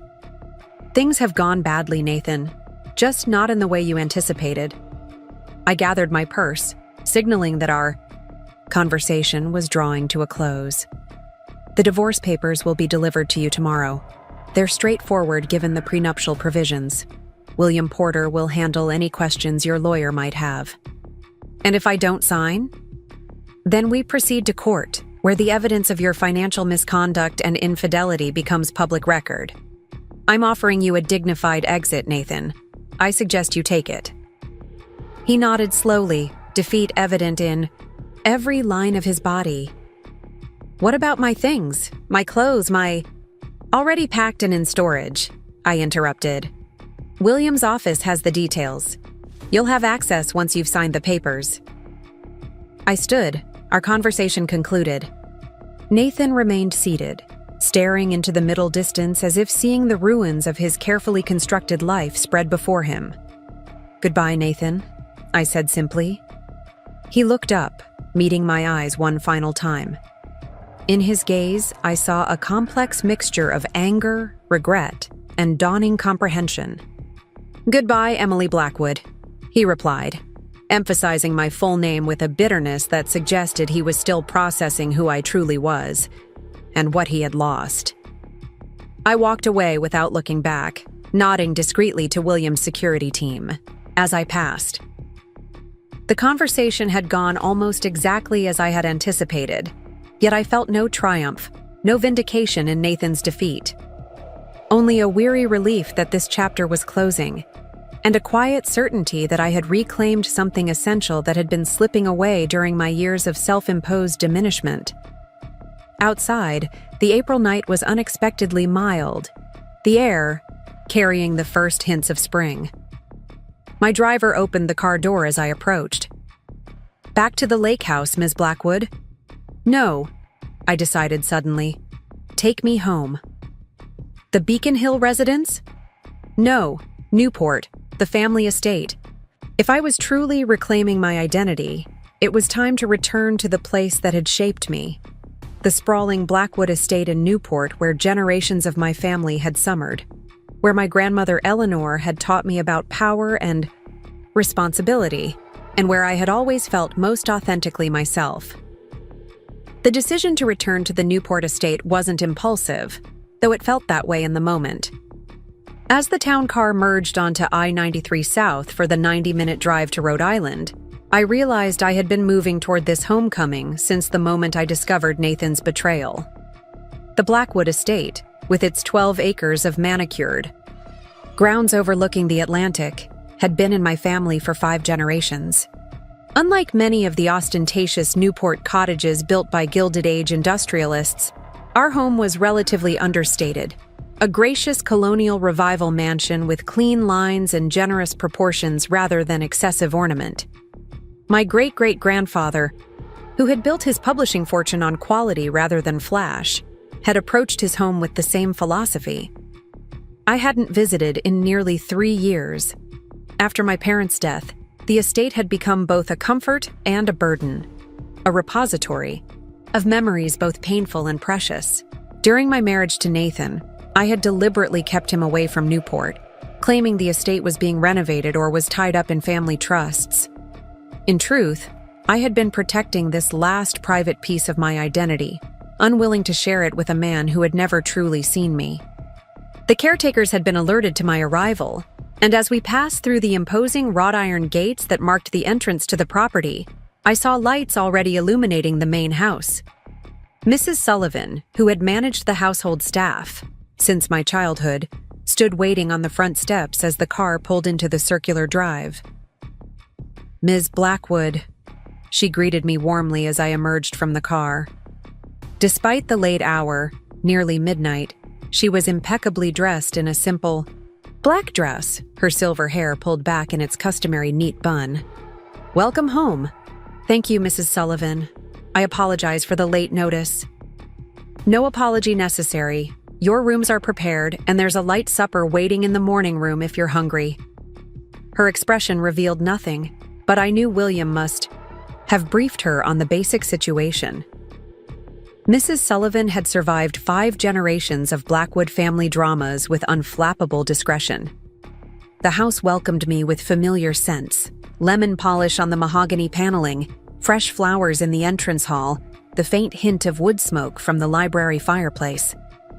Everything was exactly as I remembered, yet somehow more vivid, as if my senses had been dulled during my years of playing at being someone else. In the morning room, a cheerful space with windows that would capture the sunrise over the Atlantic, Mrs. Sullivan had indeed prepared a light supper that could have fed 3 people comfortably. Warm bread, cold chicken, fresh asparagus, and a decanter of the white burgundy that had been my father's favorite. "Will you be staying long, Ms. Blackwood?" she asked as she poured me a glass of wine. "A few days at least. I have meetings in Boston on Friday, but otherwise my schedule is flexible." I hesitated, then added, "There may be some media attention. The situation with Mr. Bennett is complicated." Mrs. Sullivan's expression didn't change, but a slight arch of her eyebrow conveyed volumes. "We're quite accustomed to managing complicated situations, Ms. Blackwood. The staff will be discreet, as always." After she left, I sat alone in the quiet house, sipping my wine and feeling the tension of the past 2 days gradually release. The confrontation with Nathan was behind me. The divorce would proceed according to the prenuptial agreement's terms. My professional reclamation was well underway, with the foundation and publishing divisions already adjusting to my return to active leadership. For the first time since discovering the emptied account, I allowed myself to feel the full weight of what had happened. Not just Nathan's betrayal, but my own complicity in creating the conditions for it. For 8 years, I had pretended to be less than I was, subordinating my identity to his ego, watching silently as he explained my own industry to me, nodding when he dismissed powerful women as tokens or figureheads. Why had I maintained the charade for so long? The question demanded an honest answer, even if only to myself. Part of it was psychological research interest, certainly. The fascinating experiment of seeing how a man like Nathan would treat a woman he perceived as professionally inferior. Part was the genuine desire to be loved for myself, not my family name or resources. but beneath those justifications lay something less admirable. Fear. Fear that if I revealed my true self, my intelligence, my ambition, my power, I would be unlovable. Fear that the men in my life would always see me as they had seen my mother and grandmother, intimidating rather than desirable, respected rather than cherished. Eleanor Blackwood had been widowed young and never remarried. My mother, brilliant and driven, had found partnership with my equally accomplished father, but their relationship had been more intellectual than romantic, at least to my childhood eyes. By allowing Nathan to believe I was essentially decorative, pretty, pleasant, unthreatening, I had been trying to have both love and respect without acknowledging that any love based on such a fundamental misunderstanding was inherently flawed. I thought about Vanessa Collins, now stranded in Cabo without the future Nathan had undoubtedly promised her. Was she complicit in his deception or another victim of it? Did she know he was married? Did she believe his promises of a new life together? At 26, was she simply flattered by the attention of a senior executive who appeared to have the means to fulfill his grandiose promises? The questions had no immediate answers, but they reminded me that Nathan's pattern of deception extended beyond our marriage. Vanessa was collateral damage in the explosion Nathan himself had detonated. My phone vibrated with a text from Rachel. "How did it go?" "As expected," I replied. "He threatened media exposure, then realized that would backfire. He'll sign the papers." "Where are you now? Back at the lake house?" "Newport. Needed to come home." Rachel's response came quickly. "Good. You need a fortress right now. Call me tomorrow." I promised I would, then set my phone aside and finished my meal in the peaceful quiet of the morning room, with only the distant sound of Atlantic waves for company. Tomorrow would bring new challenges: media management, divorce proceedings, the continued reclamation of my professional identity. But tonight, in my family home, I allowed myself one moment of purely personal acknowledgement. Emily Blackwood was back, and she would never again diminish herself for anyone else's comfort. I slept deeply that night, in the same room that had been mine since childhood, now updated with an adult's taste, but still oriented to capture the first rays of sunrise over the Atlantic. When I woke, it was to the gentle knock of Mrs. Sullivan bringing morning coffee. "Good morning, Miss Blackwood. It's 7:30. There's breakfast in the morning room whenever you're ready, and Mr. Porter called to say he'll be arriving at 10 with the documents you requested." I thanked her, accepting the coffee with gratitude. William's efficiency was as reliable as ever. I had texted him last night about my change in location, and he had immediately adjusted his plans to bring the divorce papers to Newport rather than Boston. After showering and dressing in a simple navy dress from the wardrobe Mrs. Sullivan had thoughtfully stocked with my clothes from storage, I made my way to the morning room. The space lived up to its name, filled with soft early light that transformed the elegant but cozy space into something almost ethereal. Breakfast awaited on the sideboard: fresh fruit, yogurt, pastries still warm from the oven, and a carafe of the strong coffee my grandmother had preferred. I helped myself and settled at the small table by the windows, where the Wall Street Journal, the New York Times, and the Boston Globe had been arranged in a neat fan. The Globe's business section featured a sidebar on the sudden leadership changes at the Blackwood Foundation, noting my return to active management and the concurrent shifts in financial relationships with several major firms, including Meridian Capital. The article was factual and relatively dry, mentioning my marriage to finance executive Nathan Bennett only in passing. The Financial Times, however, was more direct. Blackwood heiress returns to empire, divorces Meridian exec amid financial misconduct allegations. The accompanying photo showed me leaving the foundation offices yesterday, looking composed and professional in my navy suit. So it had begun, the public dissection of the end of my marriage. I had anticipated this, even planned for it with The carefully timed press releases and strategic leaks orchestrated by the Foundation's PR team. The narrative we were establishing placed the focus on my professional return rather than my personal life, framing the divorce as a footnote rather than the headline. My phone rang as I was finishing breakfast. Rachel's name flashed on the screen. "Have you seen the coverage?" she asked without preamble. "Just the Globe and Financial Times. Nothing too sensationalist yet. Boston Business Journal is running a more detailed piece later today. They reached out for comment about the divorce specifically. Williams' team is handling it with the approved statement about irreconcilable differences and mutual decision to part ways. They've been instructed to emphasize your professional return and minimize the personal aspects. And Nathan? Has he made any public statements?" "Not so far. He checked out of the Liberty this morning and has gone to ground. Our sources say he's staying with a former colleague in Cambridge." I processed this information, trying to gauge Nathan's likely next move. Retreat could indicate acceptance, or it could mean he was planning something less direct than the media threat he had mentioned last night. "Keep monitoring the situation," I instructed. "And have William activate the contingency plan for the charity gala next week. I think it's time I made my first public appearance as Emily Blackwood, newly single and focusing on expanding the Foundation's work." "Bold move," Rachel observed, approval evident in her tone. "Taking control of the narrative directly rather than through press releases." "Precisely. Make sure the guest list includes key figures from the publishing and philanthropy worlds, but also strategic additions from finance, particularly those who might be receptive to new investment partnerships. You're going to use a charity gala to recruit Meridian's clients," Rachel said, not a question but a realization.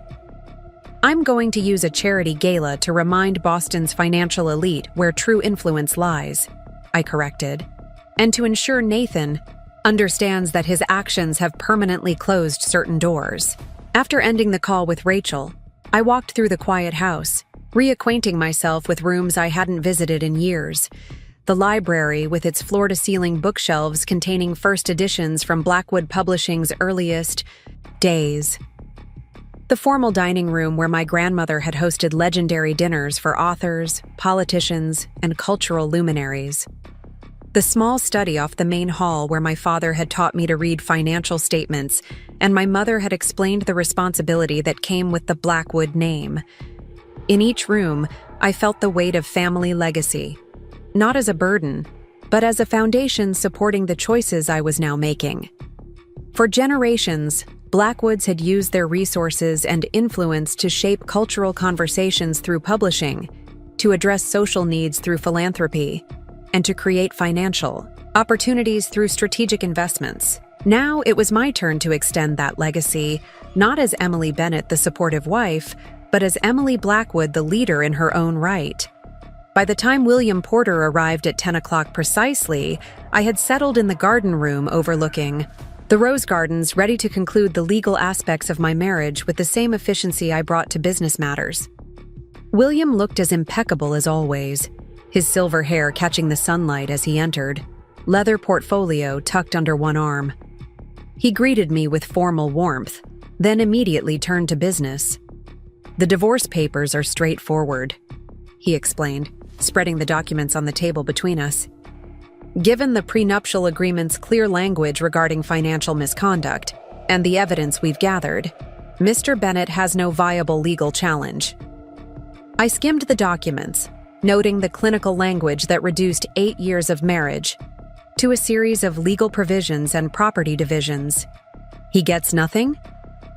The question surprised me as it left my lips, a sudden twinge of, not guilt exactly, but recognition of the harsh reality Nathan now faced. William's expression softened slightly. "The prenup's punitive clauses are indeed comprehensive, but as you instructed, we've included a modest settlement, enough to restart his life without public assistance, but not enough to maintain his previous lifestyle. The Newport condominium will remain in the Blackwood Trust, and the Beacon Hill residence was always trust property, so those revert to you exclusively." I nodded, scanning the financial provisions more carefully. The settlement amounted to approximately 1 year of Nathan's former salary at Meridian, enough to live on while rebuilding his career, but not enough to consider himself compensated for the marriage. Has he seen these terms yet? His newly retained attorney received the preliminary documents this morning. We expect a response by close of business today, though given the circumstances, there's little room for negotiation.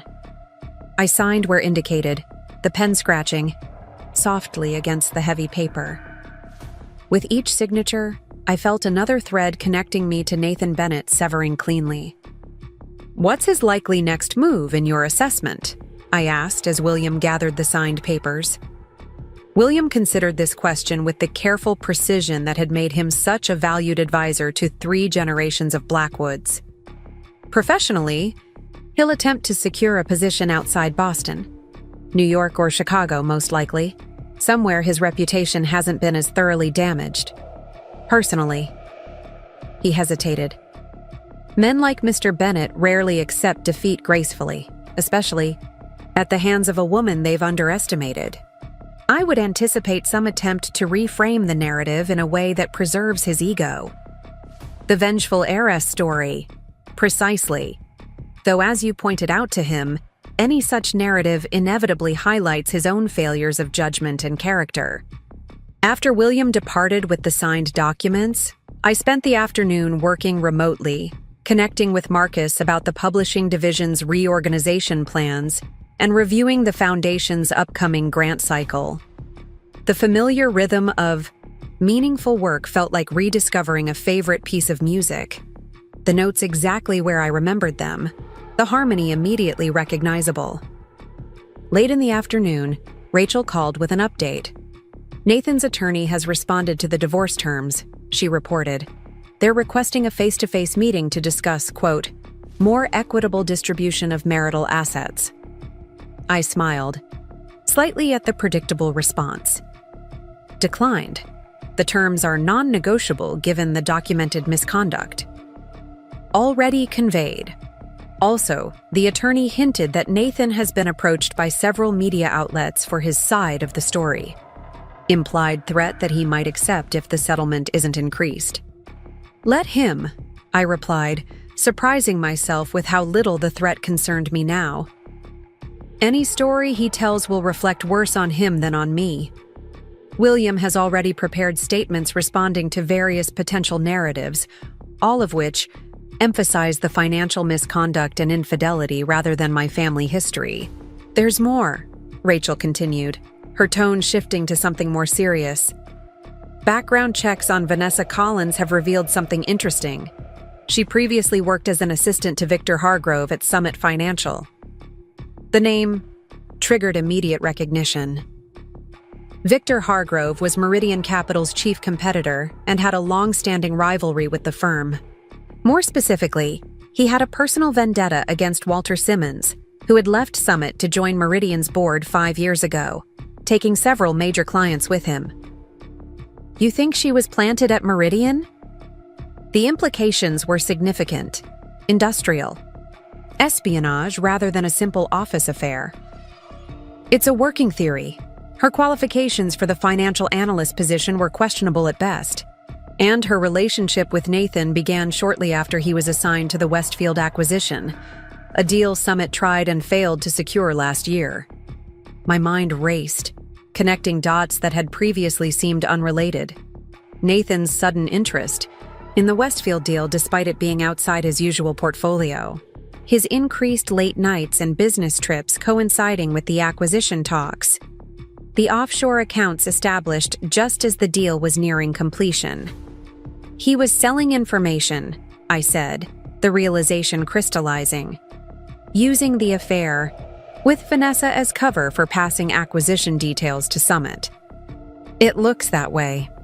Williams' team is investigating further, but if confirmed, this goes beyond marital infidelity into potential criminal liability. Corporate espionage, insider trading if he was adjusting investments based on non-public information. Contact Walter Simmons immediately, I instructed. He needs to know about this connection before Meridian's internal investigation uncovers it. And have William prepare a brief for the SEC. We don't want to file it yet, but we should be ready if this escalates. The implications were staggering. If Nathan had indeed been selling corporate secrets to Summit through Vanessa, his professional, exile would become permanent. No financial firm would touch him, not just in Boston, but anywhere in the industry. The carefully constructed career he had pursued so single-mindedly would be irrevocably destroyed.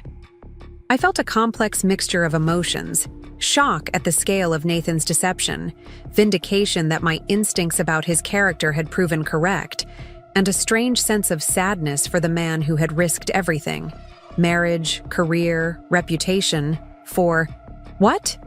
Money? Status?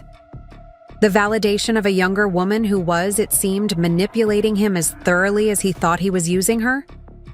As the afternoon light began to fade, I walked to the cliff path that ran along the property's edge overlooking the Atlantic. The path had been my grandmother Eleanor's favorite place for reflection, and I found myself drawn there now, seeking her wisdom across the years that separated us. Eleanor Blackwood had taken control of the family publishing empire in 1962 after her husband's unexpected death, shocking Boston society by refusing to sell to the male executives who assumed she would step aside. Instead, she had expanded the business, establishing new imprints, embracing controversial authors, and eventually diversifying into what would become the Foundation. All while raising my father alone and navigating a business world that barely acknowledged women's capabilities. "Men will underestimate you, Emily," she had told me once as we walked this very path. "That's not a disadvantage unless you internalize it. Their underestimation gives you room to maneuver, to observe, to prepare. Use it." I had taken her advice perhaps too literally, allowing Nathan to underestimate me to the point of completely misunderstanding who I was. The experiment had yielded valuable data about his character, certainly, but at the cost of years living beneath my capabilities. My phone vibrated with a text from William. "Urgent development. Call immediately." I dialed his number, apprehension building as I waited for him to answer. "Emily." William's voice was tight with controlled tension. "Nathan Bennett has just been taken into custody by the FBI. Charges include securities fraud, wire fraud, and corporate espionage related to the Westfield acquisition." I stopped walking, the ocean waves crashing below suddenly seeming very loud in the silence that followed his statement. "When? How?" "Approximately 30 minutes ago, Meridian's internal investigation uncovered communications between Bennett and Summit Financial that raised serious concerns.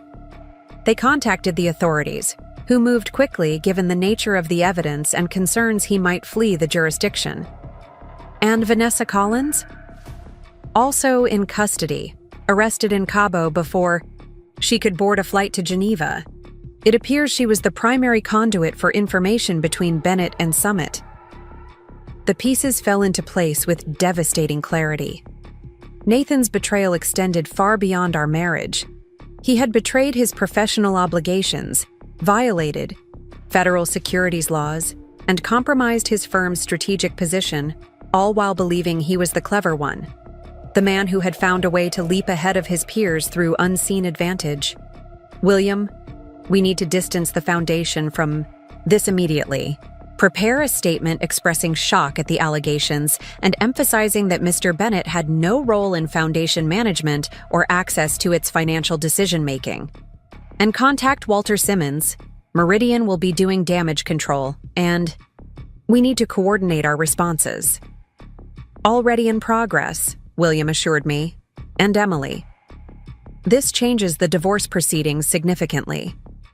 Criminal charges of this nature trigger additional clauses in the prenuptial agreement." I knew immediately which clauses he meant. Provisions my father had insisted on including in any Blackwood marriage contract after a distant cousin had married a man later convicted of financial crimes. Those clauses eliminated even the modest, settlement we had been prepared to offer, protecting the family completely from any association with criminal financial misconduct. Wait on implementing those provisions, I decided after a moment's reflection. Let's see how the criminal case develops first. After ending the call with William, I remained on the cliff path, watching the sun begin its descent toward the horizon. The Atlantic stretched endlessly before me, its vastness a reminder of perspective. My marriage to Nathan, which had occupied 8 years of my life and felt all-consuming just days ago, was merely one chapter in a much longer story. Nathan's arrest was not of my orchestration, though the events I had set in motion, the freezing of accounts, the internal investigation at Meridian, had undoubtedly accelerated the discovery of his wider misconduct. He had built the structure of his own downfall brick by brick, with choices that reflected a fundamental character flaw: the belief that he was entitled to more than he had earned, by whatever means necessary. As I turned back toward the house, now glowing with warm light against the darkening sky, I felt a weight lifting. Not just the burden of a failed marriage, but the heavier weight of having lived beneath my true self for so long. The trust fund activation letter had indeed changed everything, but not in the way Nathan might have thought. It hadn't just restored my access to family resources, it had activated my return to authenticity. Emily Blackwood was fully awake now, after 8 years of deliberately muted existence. And she had work to do. The news of Nathan's arrest broke across Boston's financial community like a thunderclap. By morning, it dominated the business sections of every major newspaper and had spilled over into national financial media. Meridian executive arrested in espionage scheme, declared the Wall Street Journal. FBI charges Boston financial manager with selling secrets to competitor, reported the Financial Times. The coverage inevitably mentioned our marriage and pending divorce, but as William had predicted, the criminal charges completely overshadowed any narrative Nathan might have attempted about being deceived by a wealthy heiress. Instead, the stories painted a picture of a desperate man willing to betray not just his wife, but his professional obligations for financial gain. I monitored the coverage from Newport, where I had decided to remain for the rest of the week, managing the foundation and publishing division remotely while the media storm played out. William's carefully crafted statement expressing the foundation's shock at the allegations and emphasizing Nathan's complete separation from Blackwood financial interests had been widely quoted, establishing the narrative we needed. Rachel arrived mid-morning, having driven down from Boston with additional documents requiring my attention and updates too sensitive for phone or email. The FBI interviewed 2 of Nathan's direct reports at Meridian yesterday, she reported, as we settled in the garden room. Apparently, he had been pressuring them to focus their analysis on specific aspects of the Westfield acquisition that, in retrospect, would have been particularly valuable to Summit. And Vanessa Collins? Singing like a canary, according to my sources at the U.S. Attorney's Office. She's positioning herself as a reluctant participant, claiming Nathan manipulated her into the arrangement with Summit. I raised an eyebrow skeptically. And her previous employment with Victor Hargrove?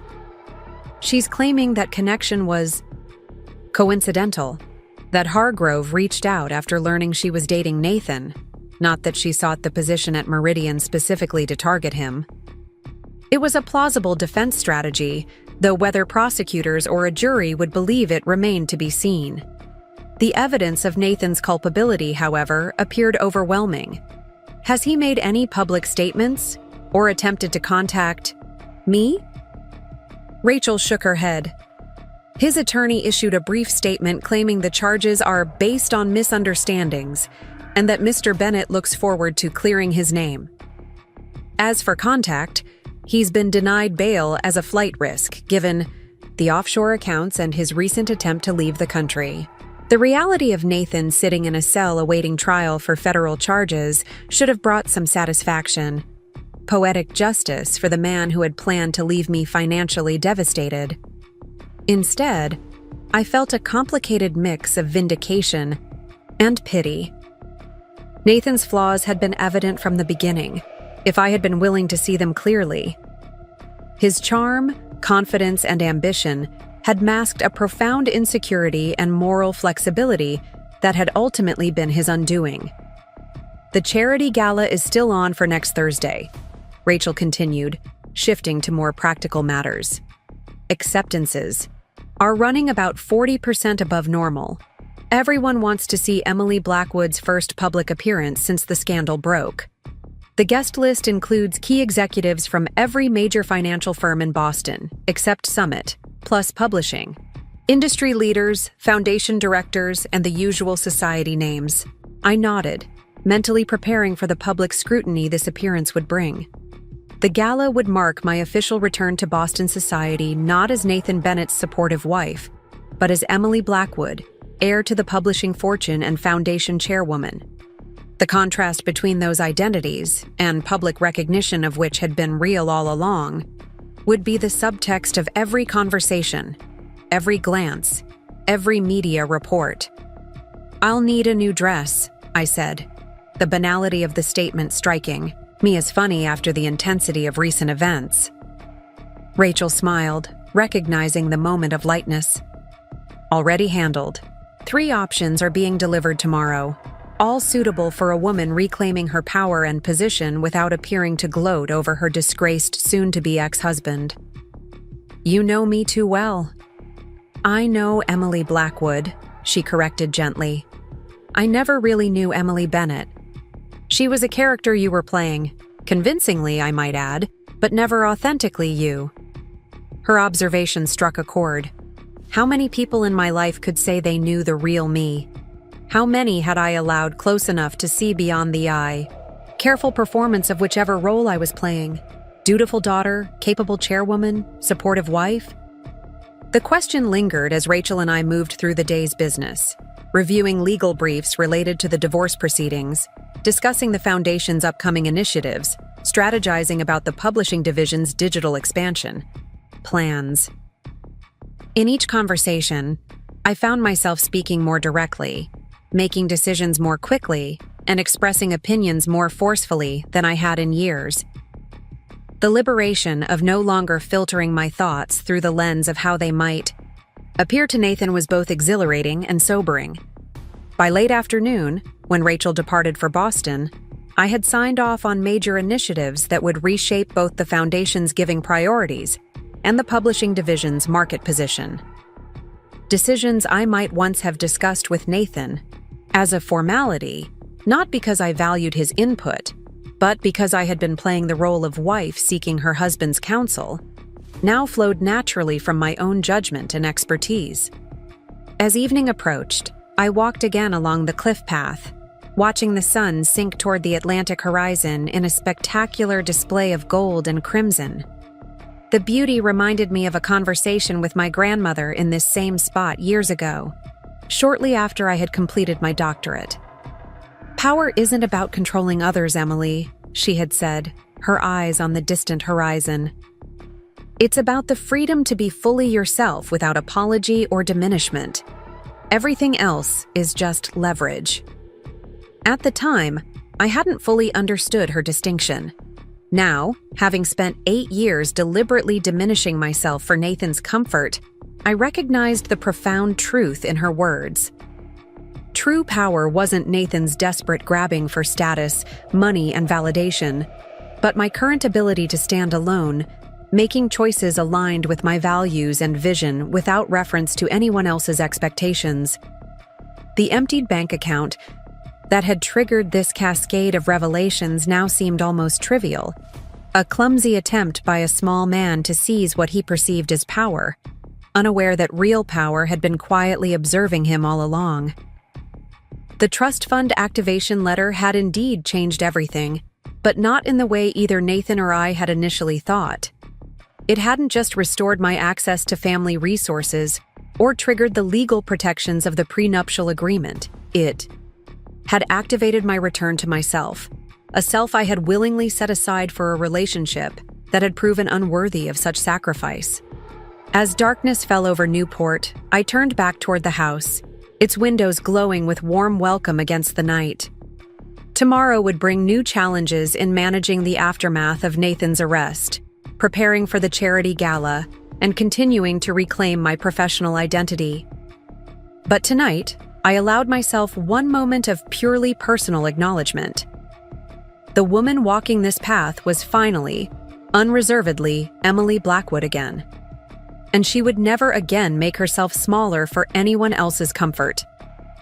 The charity gala had been a tradition of the Blackwood Foundation for over 30 years, raising millions for literacy programs across New England. This year's event, held in the Grand Ballroom of the Fairmont Copley Plaza Hotel, took on additional significance as my first public appearance since the scandal broke. I arrived precisely at 8 o'clock, stepping from the car in a deep emerald gown that managed to convey both elegance and authority. The dress had been Rachel's top recommendation, regal without being ostentatious, as she had described it. My grandmother's diamonds glinted at my ears and throat, subtle symbols of the Blackwood legacy I was now fully embracing again. Cameras flashed as I paused briefly on the red carpet, offering a composed smile to the society photographers and financial press who had turned out in unprecedented numbers. Inside, William Porter waited to escort me into the ballroom, his presence a deliberate statement about the Blackwood family's unified response to recent events. "You look magnificent," he murmured as I took his arm. "Eleanor would be proud." The ballroom had been transformed with tasteful spring floral arrangements, subtle lighting, and the foundation's emblem, an open book against a rising sun, displayed prominently above the stage. 300 of Boston's most influential citizens turned almost in unison as I entered, conversations pausing momentarily before resuming with increased intensity. I felt the weight of their scrutiny, the unspoken questions and assumptions hovering in the air. Was I devastated by my husband's betrayal and arrest, or triumphant in my reclaimed identity? A victim of circumstances, or the architect of Nathan's downfall? The speculation was palpable, but so was something else. A new respect, perhaps even a hint of wariness, as Boston's elite reassessed their understanding of who Emily Blackwood truly was. Marcus Daniels approached immediately, his warm greeting, providing a buffer against the room's collective curiosity. "You've caused quite a stir," he said quietly, steering me toward a group of Foundation board members. Walter Simmons has been fielding questions all evening about Meridian's internal investigation and how they missed the warning signs with Bennett. "And what is Walter saying?" I asked, genuinely curious about how Meridian was positioning itself in the wake of the scandal. That appropriate due diligence was conducted during hiring, but that Bennett executed a sophisticated deception that exploited procedural vulnerabilities. Standard corporate damage control, but delivered with enough specific detail to be credible. Marcus glanced around the room. He's also making it clear that Meridian values its relationship with the Blackwood Foundation and is implementing enhanced protocols to prevent similar situations. The message was clear. Meridian was distancing itself from Nathan while simultaneously reaffirming its commitment to maintaining good relations with the Foundation and, by extension, with me. The financial implications of this positioning weren't lost on anyone in the room. Nathan might have been a rising star at Meridian, but he was ultimately expendable. The Blackwood accounts were not. As I circulated through the ballroom, I noted the subtle shifts in how people interacted with me. Gone was the vaguely condescending deference once offered to Mrs. Bennett, the supportive Foundation assistant.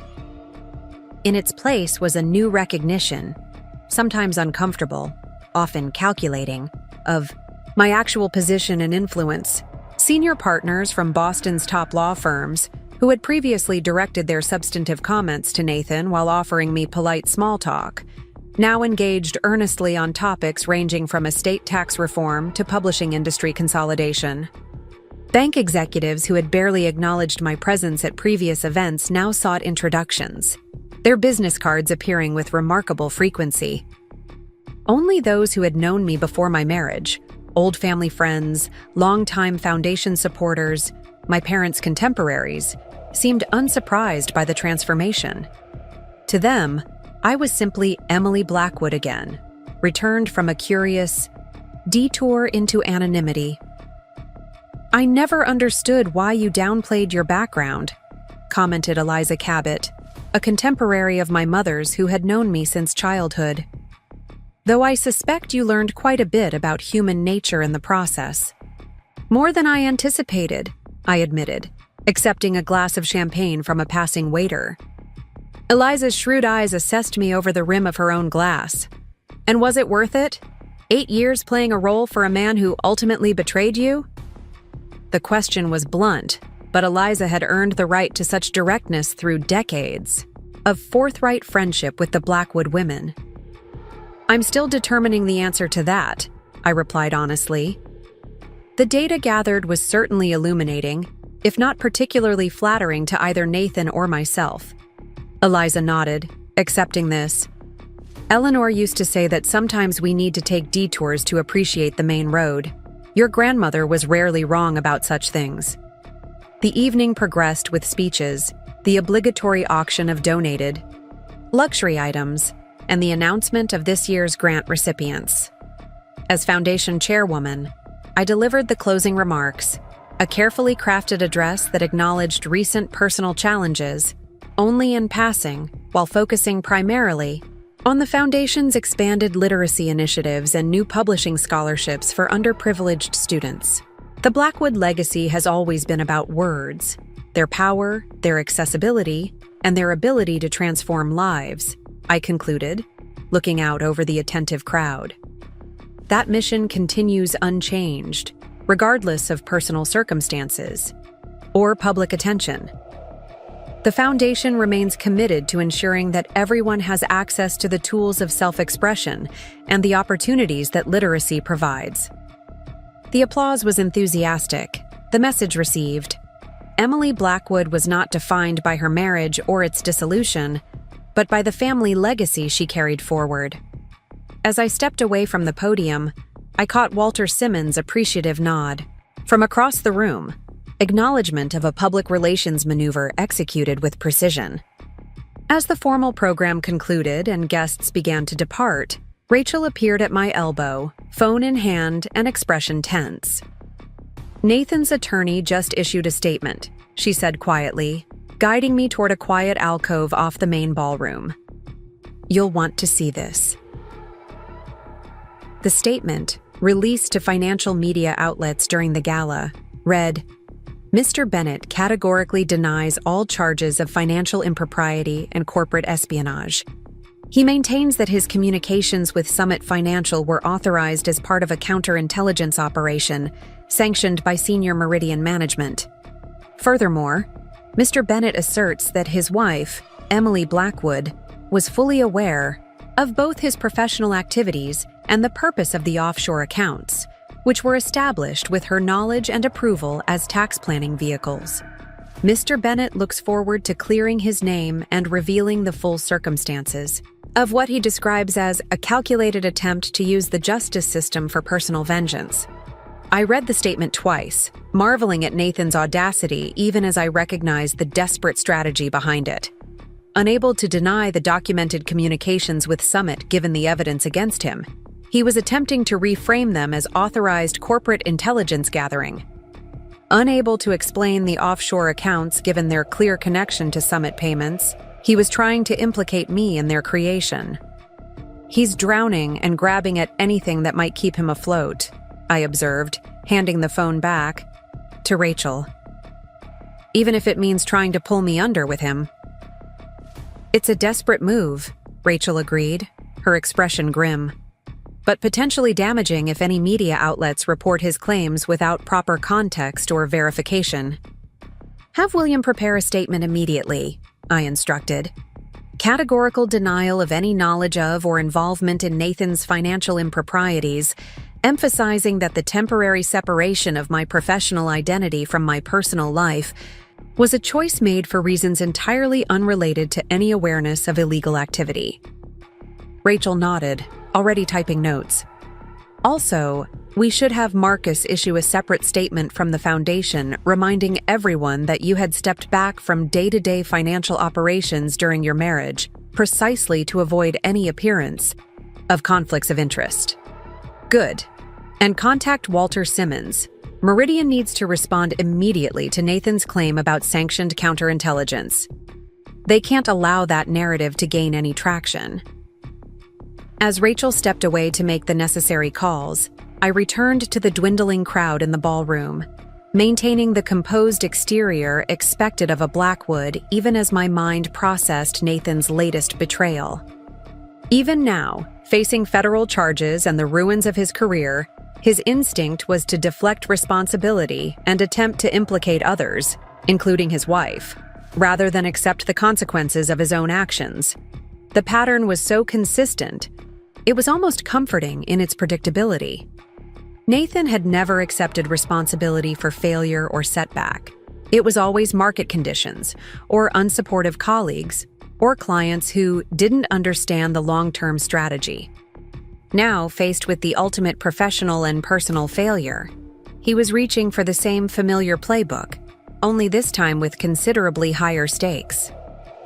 By the time I left the gala shortly before midnight, William's team had already issued our official response to Nathan's claims, and early media reports were treating his statement with appropriate skepticism. The financial press, in particular, seemed disinclined to give credence to the authorized counterintelligence explanation without substantial corroboration, which Meridian's swift denial had effectively precluded. Back at the Newport estate, I found myself too restless for sleep despite the late hour.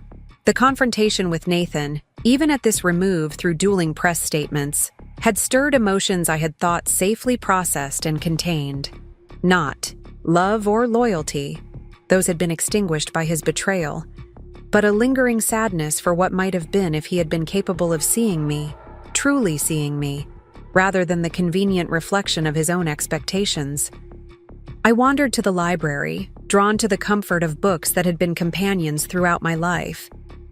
The room's mahogany shelves housed first editions from Blackwood Publishing's distinguished history, alongside my grandfather's collection of maritime literature and my father's economic treatises. My own editions, contemporary fiction, psychological research, and management theory, occupied a smaller section near the window seat that had been my favorite reading spot since childhood. Curled in that same window seat now, watching moonlight silver the Atlantic beyond the cliffs, I found myself reaching for a volume I hadn't opened in years. My grandmother Eleanor's personal journal from the year after my grandfather's death, when she had taken control of the publishing house against the advice of every business associate and family friend. "They tell me I cannot possibly understand the business well enough to lead it," she had written in her precise, elegant hand. Their concern would be touching if it were not so transparently self-serving. Harrison trained me from the beginning, knowing his heart was weak. What these men perceive as my sudden elevation was in fact years in careful preparation. Their underestimation is not a burden, but a strategic advantage. Let them believe what they wish about my capabilities. Their surprise when I exceed their limited expectations will be all the sweeter. Reading her words across the decades, I felt a renewed connection to the women of my family who had navigated similar waters before me. Eleanor facing down publishing executives who thought a widow should sell rather than lead. My mother expanding the foundation's work globally, despite resistance from traditional philanthropy circles. Each had faced skepticism, underestimation, and outright opposition from men who believed they knew better. And each had prevailed not through confrontation, but through strategic patience, allowing their actions and results to speak more eloquently than any defense or declaration could have done. I closed the journal, a renewed sense of clarity settling over me. Nathan's desperate allegations would fade quickly against the evidence of his wrongdoing and the consistent pattern of my professional conduct, both before our marriage and since our separation. My reputation would be judged not by his accusations, but by the Foundation's continued good work, the publishing division's renewed innovation, and my own measured response to adversity. With that realization came another, more personal insight. The 8 years of my marriage had not been wasted, despite Nathan's ultimate betrayal. They had been a laboratory for understanding power, perception, and the often invisible assumptions that shaped how men like Nathan viewed the world and the women in it. That knowledge would serve me well as I reclaimed my place in Boston's financial and philanthropic communities, not as anyone's wife, but as Emily Blackwood, a leader in her own right. The following morning brought news that vindicated my strategic decision not to engage directly with Nathan's allegations. The Wall Street Journal published a detailed analysis of Meridian Capital's internal investigation, including excerpts from Nathan's emails to Vanessa Collins that directly contradicted his claim of authorized corporate intelligence gathering. "V. Need to move carefully on the Westfield information," one quoted email read. "S values this particularly, and the compensation reflects that. M would shut this down immediately if they suspected." The reference to S, presumably Summit, and M, Meridian, made the unauthorized nature of Nathan's actions difficult to dispute, even for the most sympathetic observer. By mid-morning, his attorney had issued a revised statement acknowledging that Mr. Bennett may have exceeded authorized parameters in some communications, but maintaining that the offshore accounts were legitimate tax planning vehicles. Rachel called as I was reviewing the coverage over breakfast in the morning room. "His attorney reached out to William this morning," she reported. "They're floating the possibility of a joint statement that would absolve you of any knowledge of Nathan's activities in exchange for your support of a plea agreement with prosecutors." Meaning? Meaning Nathan wants to cut a deal with the U.S. Attorney's Office, pleading guilty to lesser charges in exchange for cooperation against Summit. He thinks your public support might help convince prosecutors he's genuinely remorseful and deserves leniency. I considered this unexpected development. Nathan was essentially offering to publicly clear my name in exchange for helping him avoid the full consequences of his actions.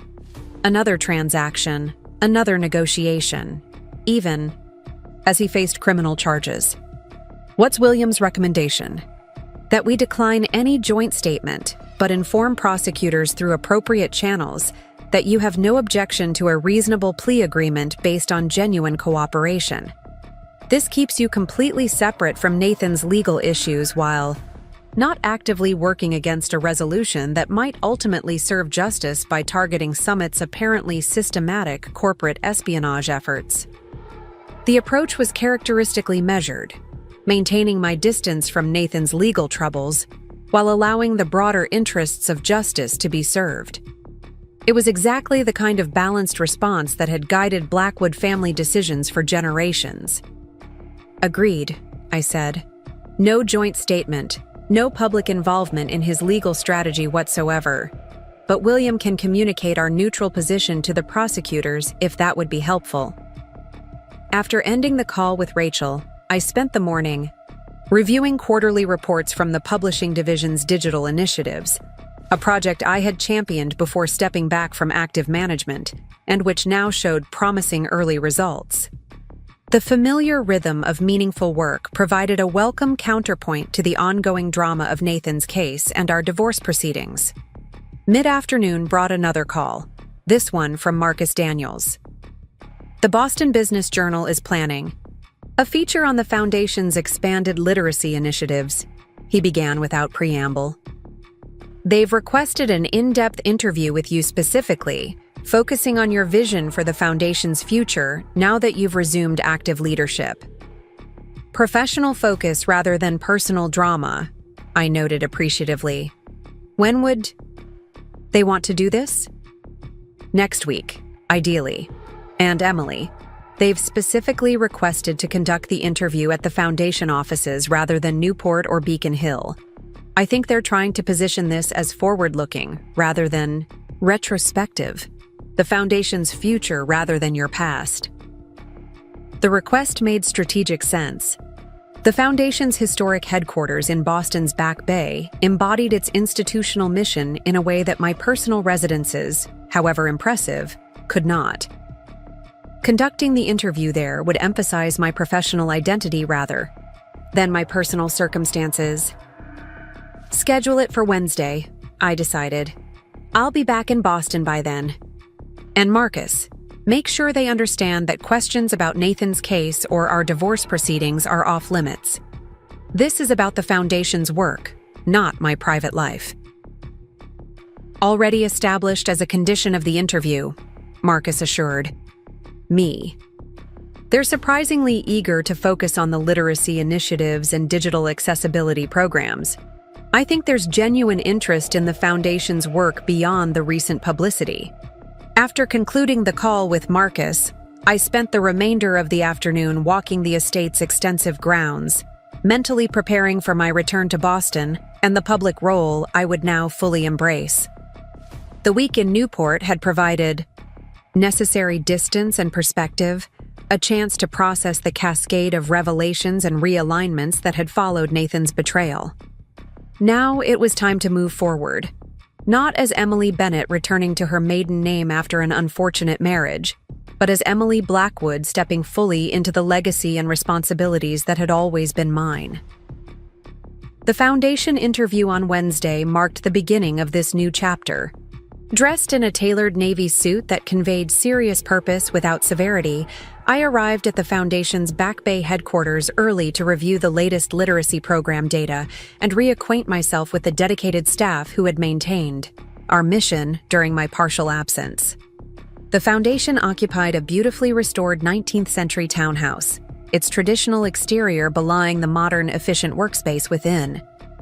The main conference room, where the interview would take place, featured floor-to-ceiling bookshelves holding first editions published by Blackwood over the years, alongside photographs documenting the Foundation's global literacy initiatives. Jessica Chen, the Business Journal's finance and philanthropy editor, arrived precisely on time, accompanied by a photographer and assistant. In her mid-30s with sharp eyes and a no-nonsense manner, she represented a new generation of financial journalists who approached philanthropy with the same analytical rigor as any other business sector. Ms. Blackwood, thank you for making time for this interview, she began as we settled at the conference table. The Foundation's expanded initiatives come at an interesting moment in digital publishing and educational access. I'm particularly interested in how you're addressing the urban-rural digital divide in literacy programs. What followed was a substantive 90-minute discussion of the Foundation's work, its historical focus on traditional literacy, its evolution to embrace digital access and education, and its current initiatives bridging technological divides in underserved communities.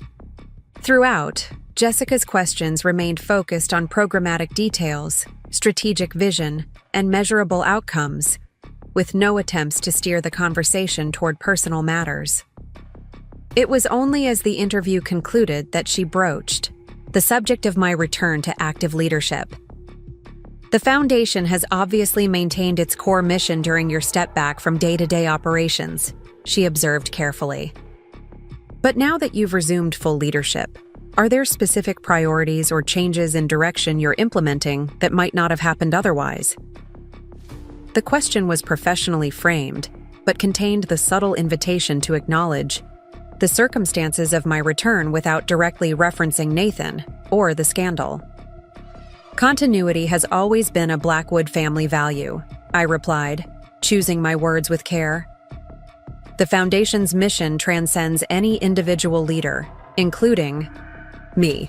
That said, I bring particular interest in expanding our digital literacy programs internationally and developing new partnerships with both traditional publishers and technology companies to address emerging challenges in information accessibility. And these priorities reflect your personal vision as well as the institutional mission. They reflect my conviction that access to reliable information and the skills to evaluate it critically are fundamental to both individual opportunity and societal progress, I said.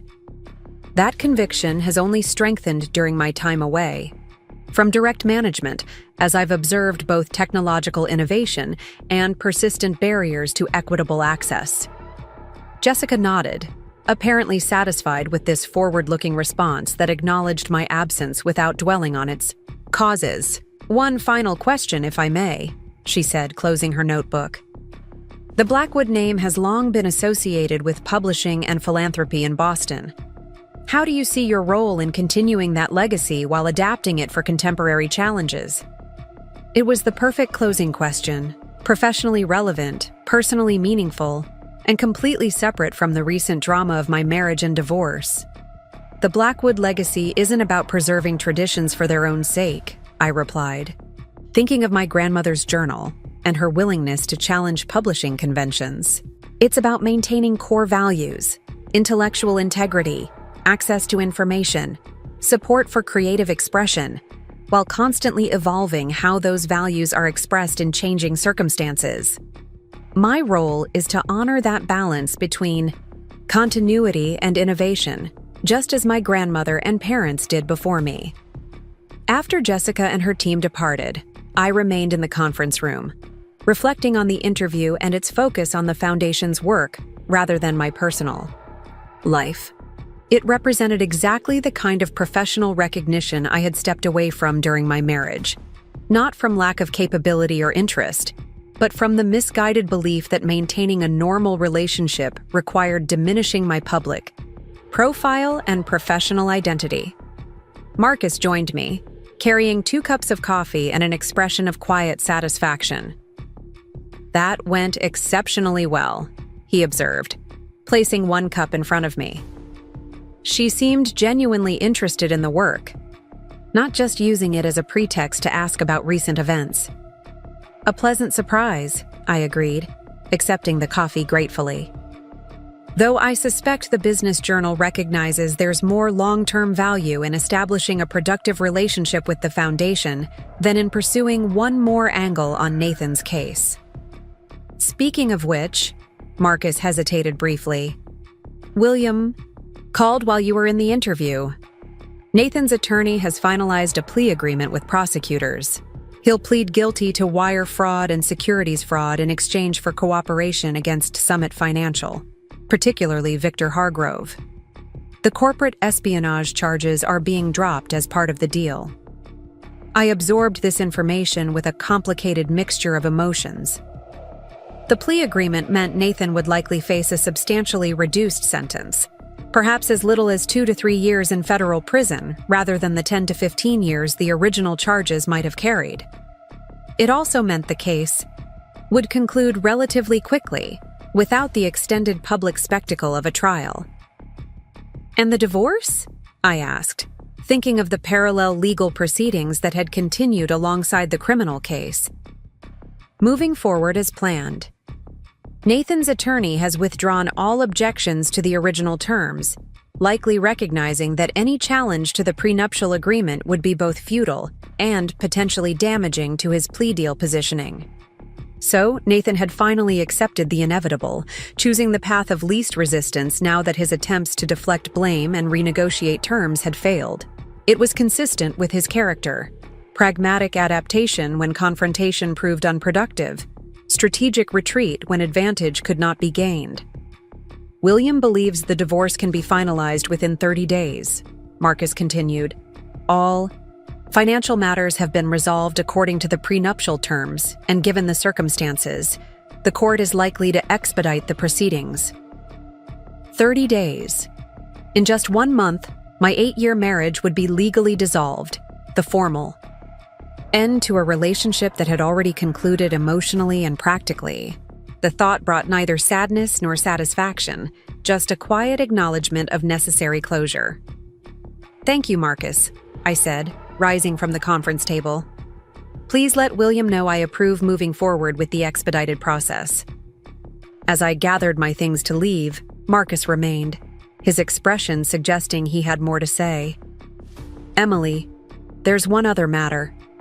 The Newport School of Design has approached the Foundation about establishing a scholarship program for young women pursuing careers in publishing and media.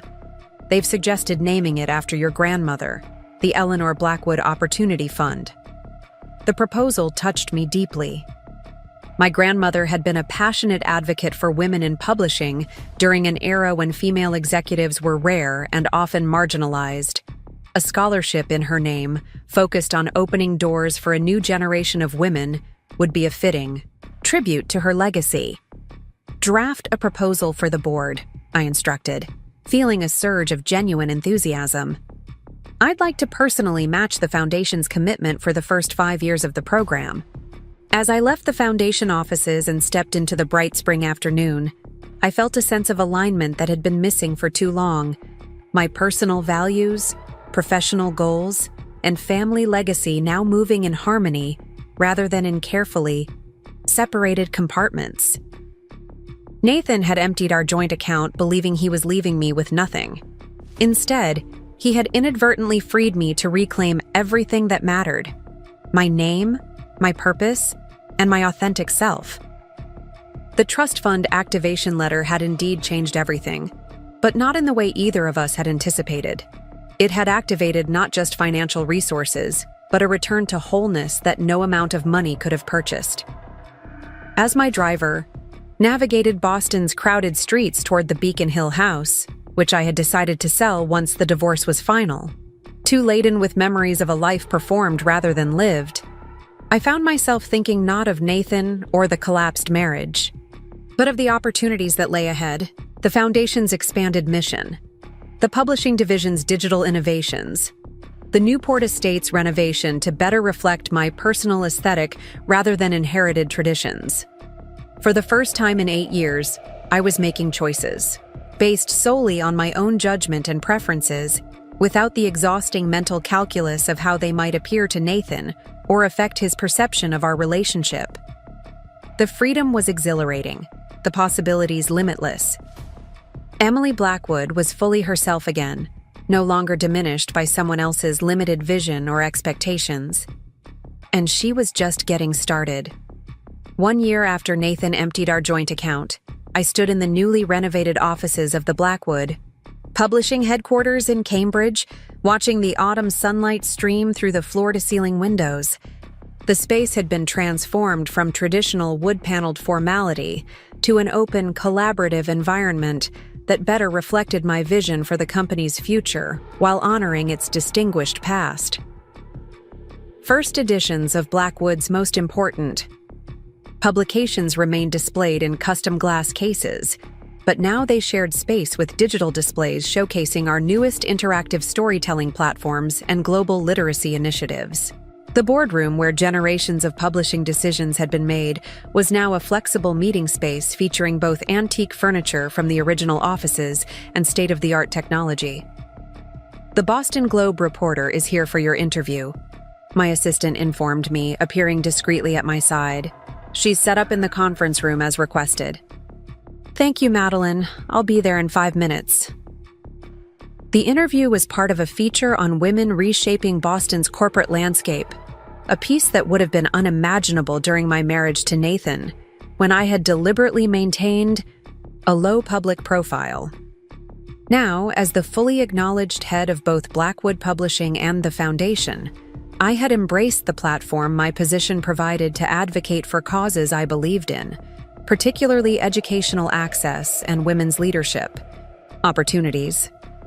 The reporter, Catherine Walsh, rose as I entered the conference room. In her early 40s, with an air of focused intelligence, she represented the kind of thoughtful journalism I had always respected. "Ms. Blackwood, thank you for making time for this interview," she began as we settled at the table. "The transformation of Blackwood Publishing over the past year has been remarkable by any standard. A 28% increase in digital market share, the successful launch of 3 new imprints focusing on underrepresented voices, and the innovative partnership with global education platforms. What drove this comprehensive reinvention of a company that was already considered successful?" It was a good opening question, substantive and focused on achievement rather than personality or personal history. I had come to appreciate journalists who approached their work this way, particularly after experiencing the more sensationalist coverage that had initially surrounded my divorce. "Transformation is perhaps too dramatic a term," I replied. "What we've done is return to first principles while adapting to current realities. My great-grandfather founded this company on the belief that publishing exists to connect meaningful ideas with the people who need them. The methods of making those connections have evolved dramatically, but the core purpose remains unchanged. Catherine nodded, making notes. And the emphasis on diverse voices and global accessibility, is that also a return to first principles? In many ways, yes. Blackwood published James Baldwin when other houses wouldn't touch his work. We brought out Rachel Carson's Silent Spring when environmental concerns were considered fringe issues. My grandmother used to say that a publisher's job is to amplify the voices that need to be heard, not just the ones that are easy to sell. The difference now is that technology allows us to identify and reach previously underserved audiences at scale. The interview continued in this vein for nearly an hour, touching on publishing trends, educational initiatives, and the broader cultural shifts affecting how people consumed and engaged with content. Throughout, Catherine maintained her focus on Blackwood's business strategy and my professional vision, with no attempts to steer the conversation toward my personal life or the now year-old scandal of Nathan's crimes. It was only as the interview drew to a close that she broached the subject indirectly. Many observers have noted that your return to full, public leadership of the Blackwood enterprises coincided with significant personal challenges, she said carefully. Without delving into private matters, I'm curious whether you see a connection between navigating those challenges and the clarity of vision you've brought to the company's transformation. The question was thoughtfully framed, offering an opportunity to address the elephant in the room without sensationalizing it. I considered my response carefully. Life rarely separates itself into neat categories of personal and professional, I said finally. The experiences that shape us as individuals inevitably influence our leadership approaches and priorities. What I will say is that authenticity, being fully oneself without artificial constraints or imposed limitations, creates a foundation for clearer decision-making in all aspects of life. Catherine seemed to appreciate the measured response. And the Eleanor Blackwood Opportunity Fund for Women in Publishing, was that part of this authentic vision? The scholarship program honors my grandmother's belief that diverse perspectives strengthen publishing as both a business and a cultural force, I explained, warming to a topic close to my heart. We've already awarded 15 scholarships to women from backgrounds traditionally underrepresented in publishing leadership, with a particular focus on digital innovation and global markets. After Catherine departed, I remained in the conference room briefly, reflecting on how much had changed in the year since Nathan's betrayal had catalyzed my return to authentic living. The divorce had been finalized quickly, as William had predicted. Nathan had accepted the prenuptial terms without further challenge, likely recognizing that any protracted legal battle would only damage his position with federal prosecutors. His sentencing had come 3 months later, 4 years in a minimum security federal prison, substantially less than the maximum he might have faced without the plea agreement. The business press had covered the sentencing as the final chapter in a cautionary tale of ambition untethered from ethics, with Nathan positioned as an object lesson in the consequences of corporate malfeasance rather than a sympathetic figure. I had not attended the sentencing hearing, nor had I offered any public comment on the outcome. My only communication with Nathan since our confrontation at the Liberty had been through attorneys. The clean separation William had recommended, and I had embraced. Vanessa Collins had fared somewhat better, receiving probation rather than prison, time in exchange for her extensive cooperation against both Nathan and Summit Financial. According to Rachel's sources, she had relocated to Seattle and found work in an entirely different industry, her brief career in finance permanently derailed by her involvement in the espionage scheme. Victor Hargrove and Summit Financial had faced both criminal charges and civil penalties, with the SEC investigation eventually revealing a pattern of corporate espionage extending well beyond the Meridian situation. The resulting scandal had forced Summit into a fire sale of its assets to competitors, effectively ending its existence as an independent entity. Meridian Capital, meanwhile, had worked diligently to distance itself from Nathan's actions, implementing enhanced compliance protocols and ethics training that were pointedly mentioned in every public statement about the case. Walter Simmons had emerged relatively unscathed, positioning himself as instrumental in uncovering the espionage once suspicions were raised. The Blackwood Foundation had weathered the brief association with scandal surprisingly well. Its long-established reputation for integrity and substantive work ultimately overshadowing any temporary connection to Nathan's crimes. If anything, my return to active leadership had accelerated the Foundation's evolution, with new initiatives in digital literacy and global education access gaining significant traction over the past year. On a personal level, the changes had been equally profound. I had sold the Beacon Hill house, unable to separate it from memories of my performative life as Emily Bennett. Instead, I now divided my time between a newly purchased penthouse in Cambridge, convenient to the publishing offices, and the Newport estate, which I had renovated to better reflect my personal aesthetic while honoring its historical significance. The protective compartmentalization that had characterized my marriage had dissolved completely. Friends, colleagues, and professional associates now interacted with the whole, authentic Emily Blackwood, rather than carefully edited versions tailored to specific contexts. The freedom this integration brought continued to surprise me. Even a year later, the simple pleasure of expressing opinions without internal censorship, of making decisions based solely on my own judgment rather than anticipating someone else's reaction. Emily? Marcus Daniels appeared at the conference room door, breaking into my reflections. The board is assembling for the quarterly review, and Rachel Chen called. She'll be joining us to present the updated legal structure for the international expansion. I gathered my materials, pushing thoughts of the past aside to focus on the business at hand. The quarterly board meeting would cover both publishing operations and foundation initiatives, with particular emphasis on our expanding global presence. As chairwoman, I would be guiding discussions on everything from digital rights management to grant distribution metrics, complex topics that demanded full attention. The boardroom, like the rest of the headquarters, had been redesigned to balance tradition with innovation. The massive mahogany table remained, but now it incorporated subtle technology, charging stations, integrated displays, and environmental controls that maintained perfect comfort without the distracting hum of visible equipment.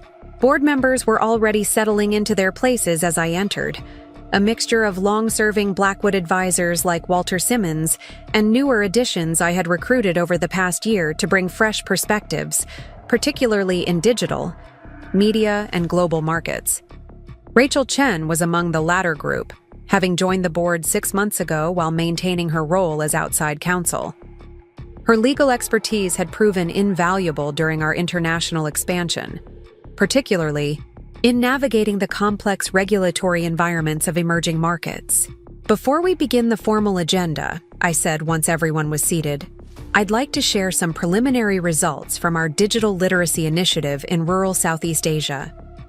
The pilot program launched 3 months ago has already reached 87% of its annual enrollment targets, with particularly strong participation from young women in communities where educational access has traditionally been gender-restricted.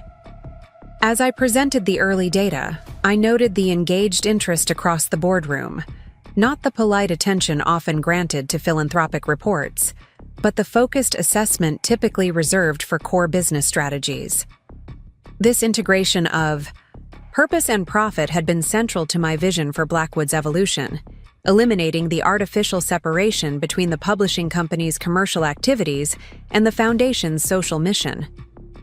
The meeting progressed efficiently through operational reviews, financial projections, and strategic initiatives. Throughout, I guided discussions with the balanced perspective that had become my leadership signature, respecting tradition while embracing innovation, acknowledging risks while encouraging bold thinking. Final item on today's agenda, I said as we neared the meeting's conclusion, the proposed acquisition of Lighthouse Digital Platforms. Rachel will present the legal and regulatory considerations, followed by Marcus on operational integration. The acquisition represented Blackwood's largest investment in digital infrastructure to date, a calculated move to vertically integrate our content creation with distribution capabilities that would reduce dependence on third-party platforms.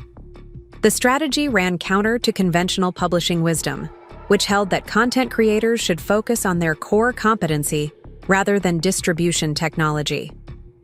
The due diligence confirms Lighthouse's proprietary technology offers significant competitive advantages, Rachel began, distributing detailed briefing materials. Their user interface consistently outperforms larger platforms in accessibility, metrics particularly for educational applications in developing markets.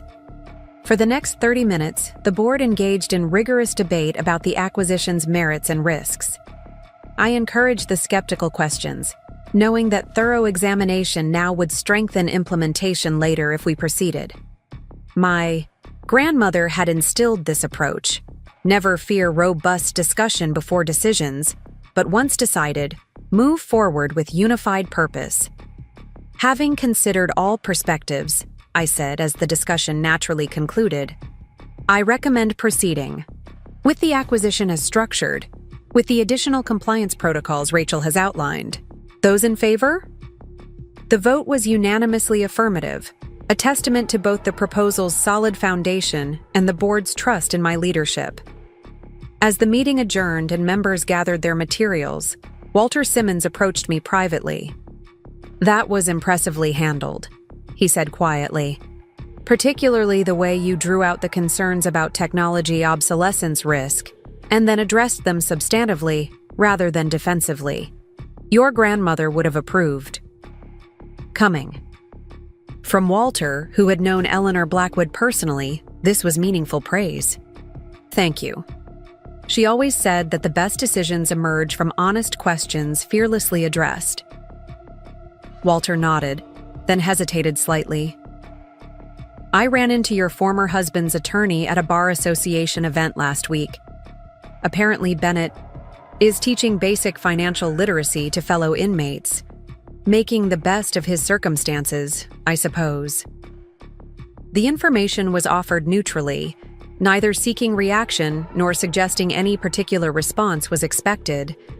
I appreciated Walter's straightforward approach, acknowledging Nathan's existence without treating the topic as either forbidden or significant. That seems constructive, I replied simply. I hope it's beneficial for all involved.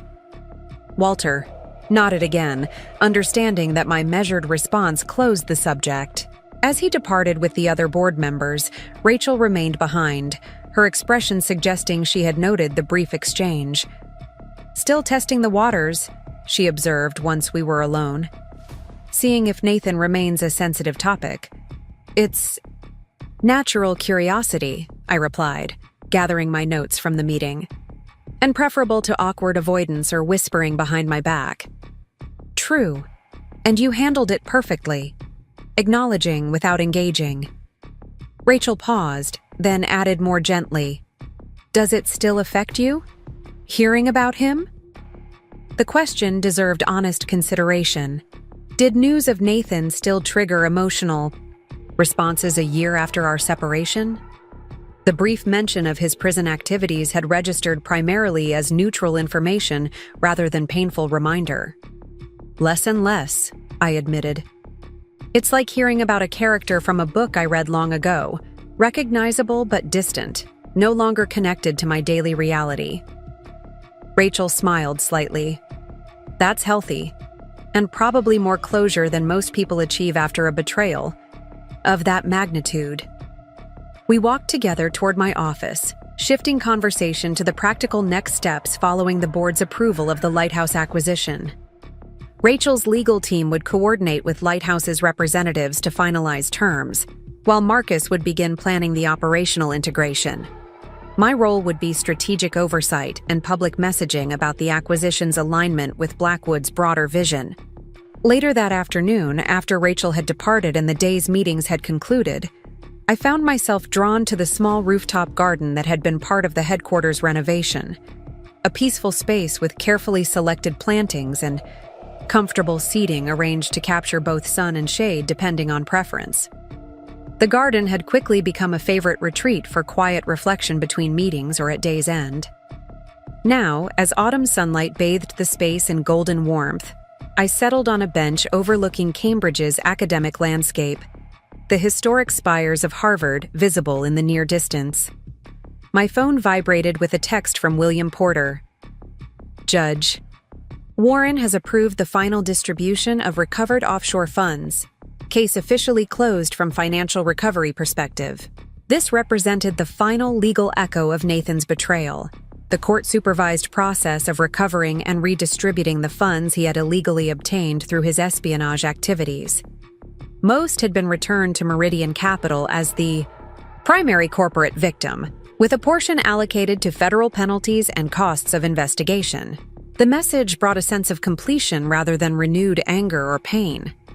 The legal, financial, and emotional aspects of Nathan's betrayal had been methodically addressed and resolved over the past year, each closure another step toward the clean break William had advocated from the beginning. As I tucked the phone away, choosing not to respond immediately to William's message, I reflected on the anniversary that had arrived with remarkably little emotional weight. 1 year ago today, I had stared at my phone in disbelief, discovering the emptied account and Nathan's text about needing space with his colleague. The shock and anger of that moment seemed distant now, belonging to a different version of myself. The Emily who had spent 8 years deliberately diminishing her light to accommodate a husband's fragile ego and limited vision. That Emily felt like a character I had played in a long-running performance that had finally, mercifully concluded. The woman sitting in this garden, leading Blackwood Publishing and the Foundation with clear-eyed purpose, was the authentic Emily Blackwood. Not perfect or invulnerable, but whole and integrated, no longer compartmentalizing herself to fit someone else's expectations. My phone vibrated again, this time with a message from Marcus. Time magazine just confirmed the interview for their Innovators in Publishing issue. Their team will be here next Wednesday. Another opportunity to shape Blackwood's public narrative, focusing on our innovation and leadership rather than family drama or personal history. The Time feature would reach a global audience, positioning our digital literacy initiatives and publishing innovations in a broader context of educational access and content democratization. As I rose to leave the garden, Cambridge glowing in the late afternoon light beyond the rooftop's edge, I felt a surge of gratitude for the path that had led me here. Not just the privileged circumstances of my birth and education, but also the harder lessons learned through betrayal and recovery. Nathan had emptied our joint account believing he was leaving me with nothing. In doing so, he had inadvertently returned everything that mattered: my authentic identity, my clear purpose, my undivided focus on the legacy I was building rather than the role I was performing. The trust fund activation letter had indeed changed everything, but in ways neither of us could have anticipated that day.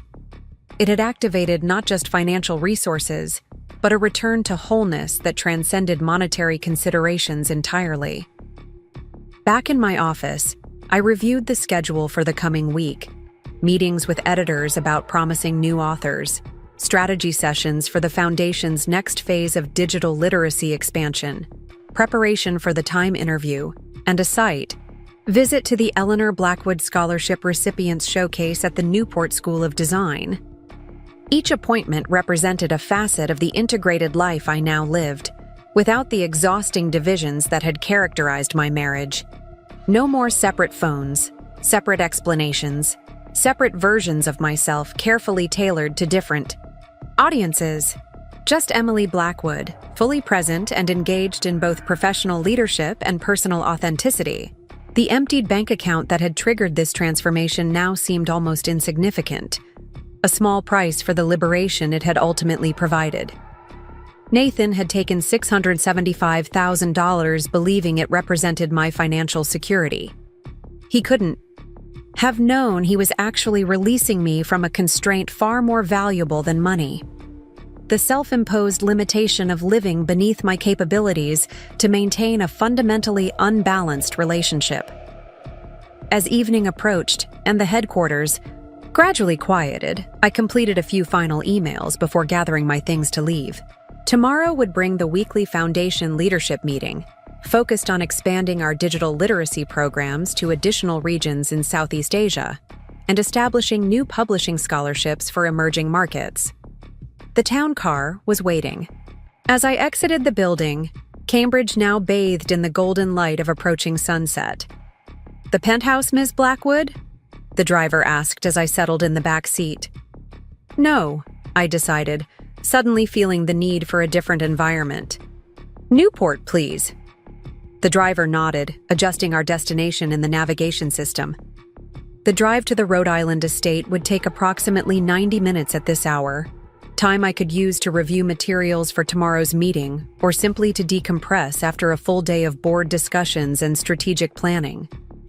I chose the latter, watching the Massachusetts landscape flow past as we headed south toward Rhode Island, the familiar journey becoming a transition between professional focus and personal reflection.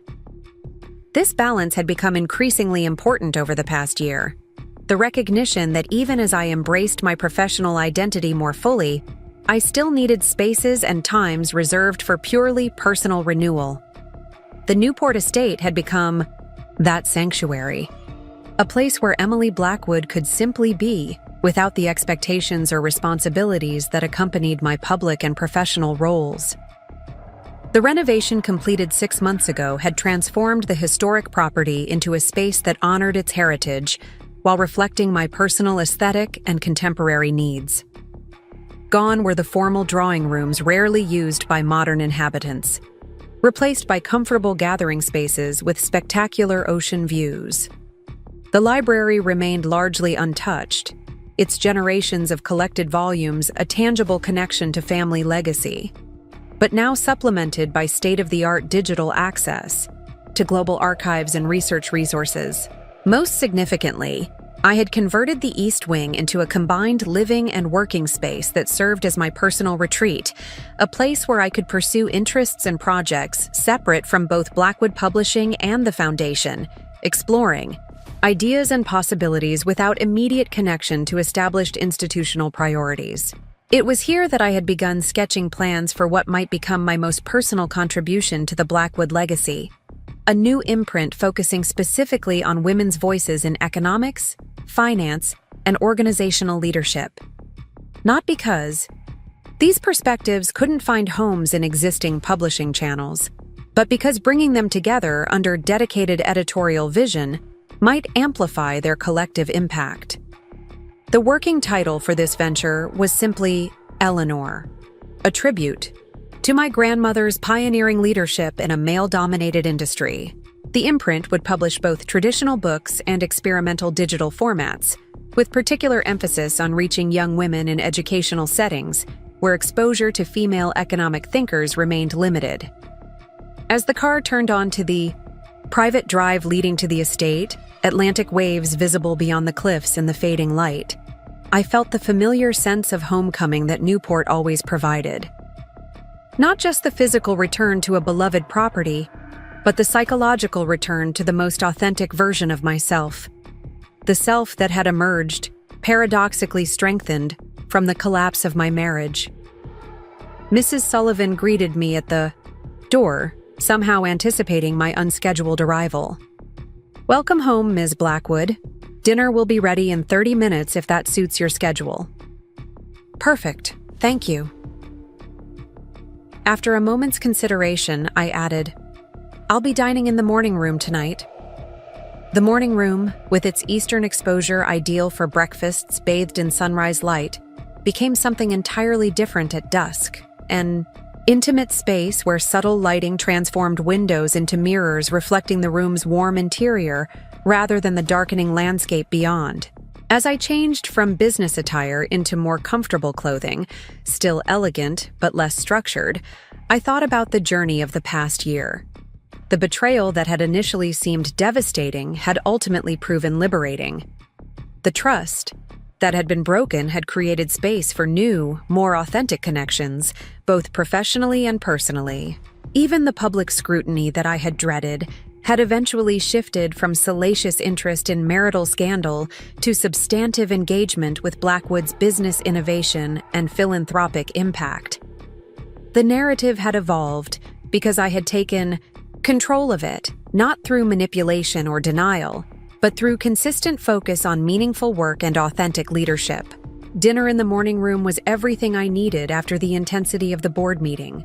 Simple but exquisite food, peaceful surroundings, and blessed solitude in which to process the day's events and decisions. Mrs. Sullivan had understood my mood perfectly, providing service that was attentive without being intrusive, present when needed, but otherwise invisible. After dinner, I found myself drawn to the library, that repository of family history and accumulated wisdom. Unlike most rooms in the house, the library had undergone only minimal updates during the renovation. New lighting designed to protect the rare volumes while making them more accessible. Climate controls hidden discreetly to preserve the room's historical atmosphere, comfortable seating arranged to encourage extended reading sessions.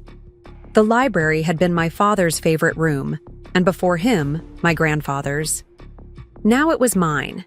A tangible connection to generations of Blackwoods who had built, sustained, and expanded the family legacy I now carried forward. I selected one of my grandmother Eleanor's journals from the special collection maintained on dedicated shelves, settling into the window seat that had been my favorite reading spot since childhood. This particular volume covered 1965-66, a pivotal period when she had established Blackwood's first female-led editorial division, challenging industry conventions about women's leadership capabilities.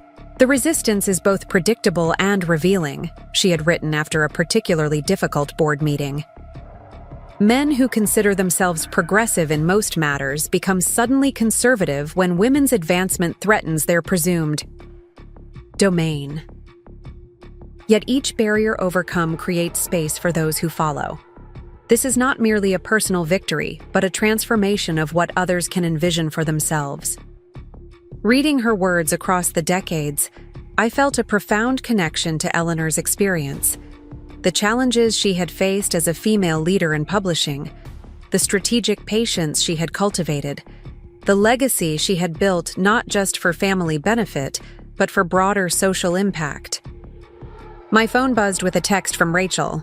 Lighthouse acquisition announcement drafted for your review. Also, Boston Magazine wants to include you in their Women Transforming Business feature next month. Thoughts? The simultaneity of reading.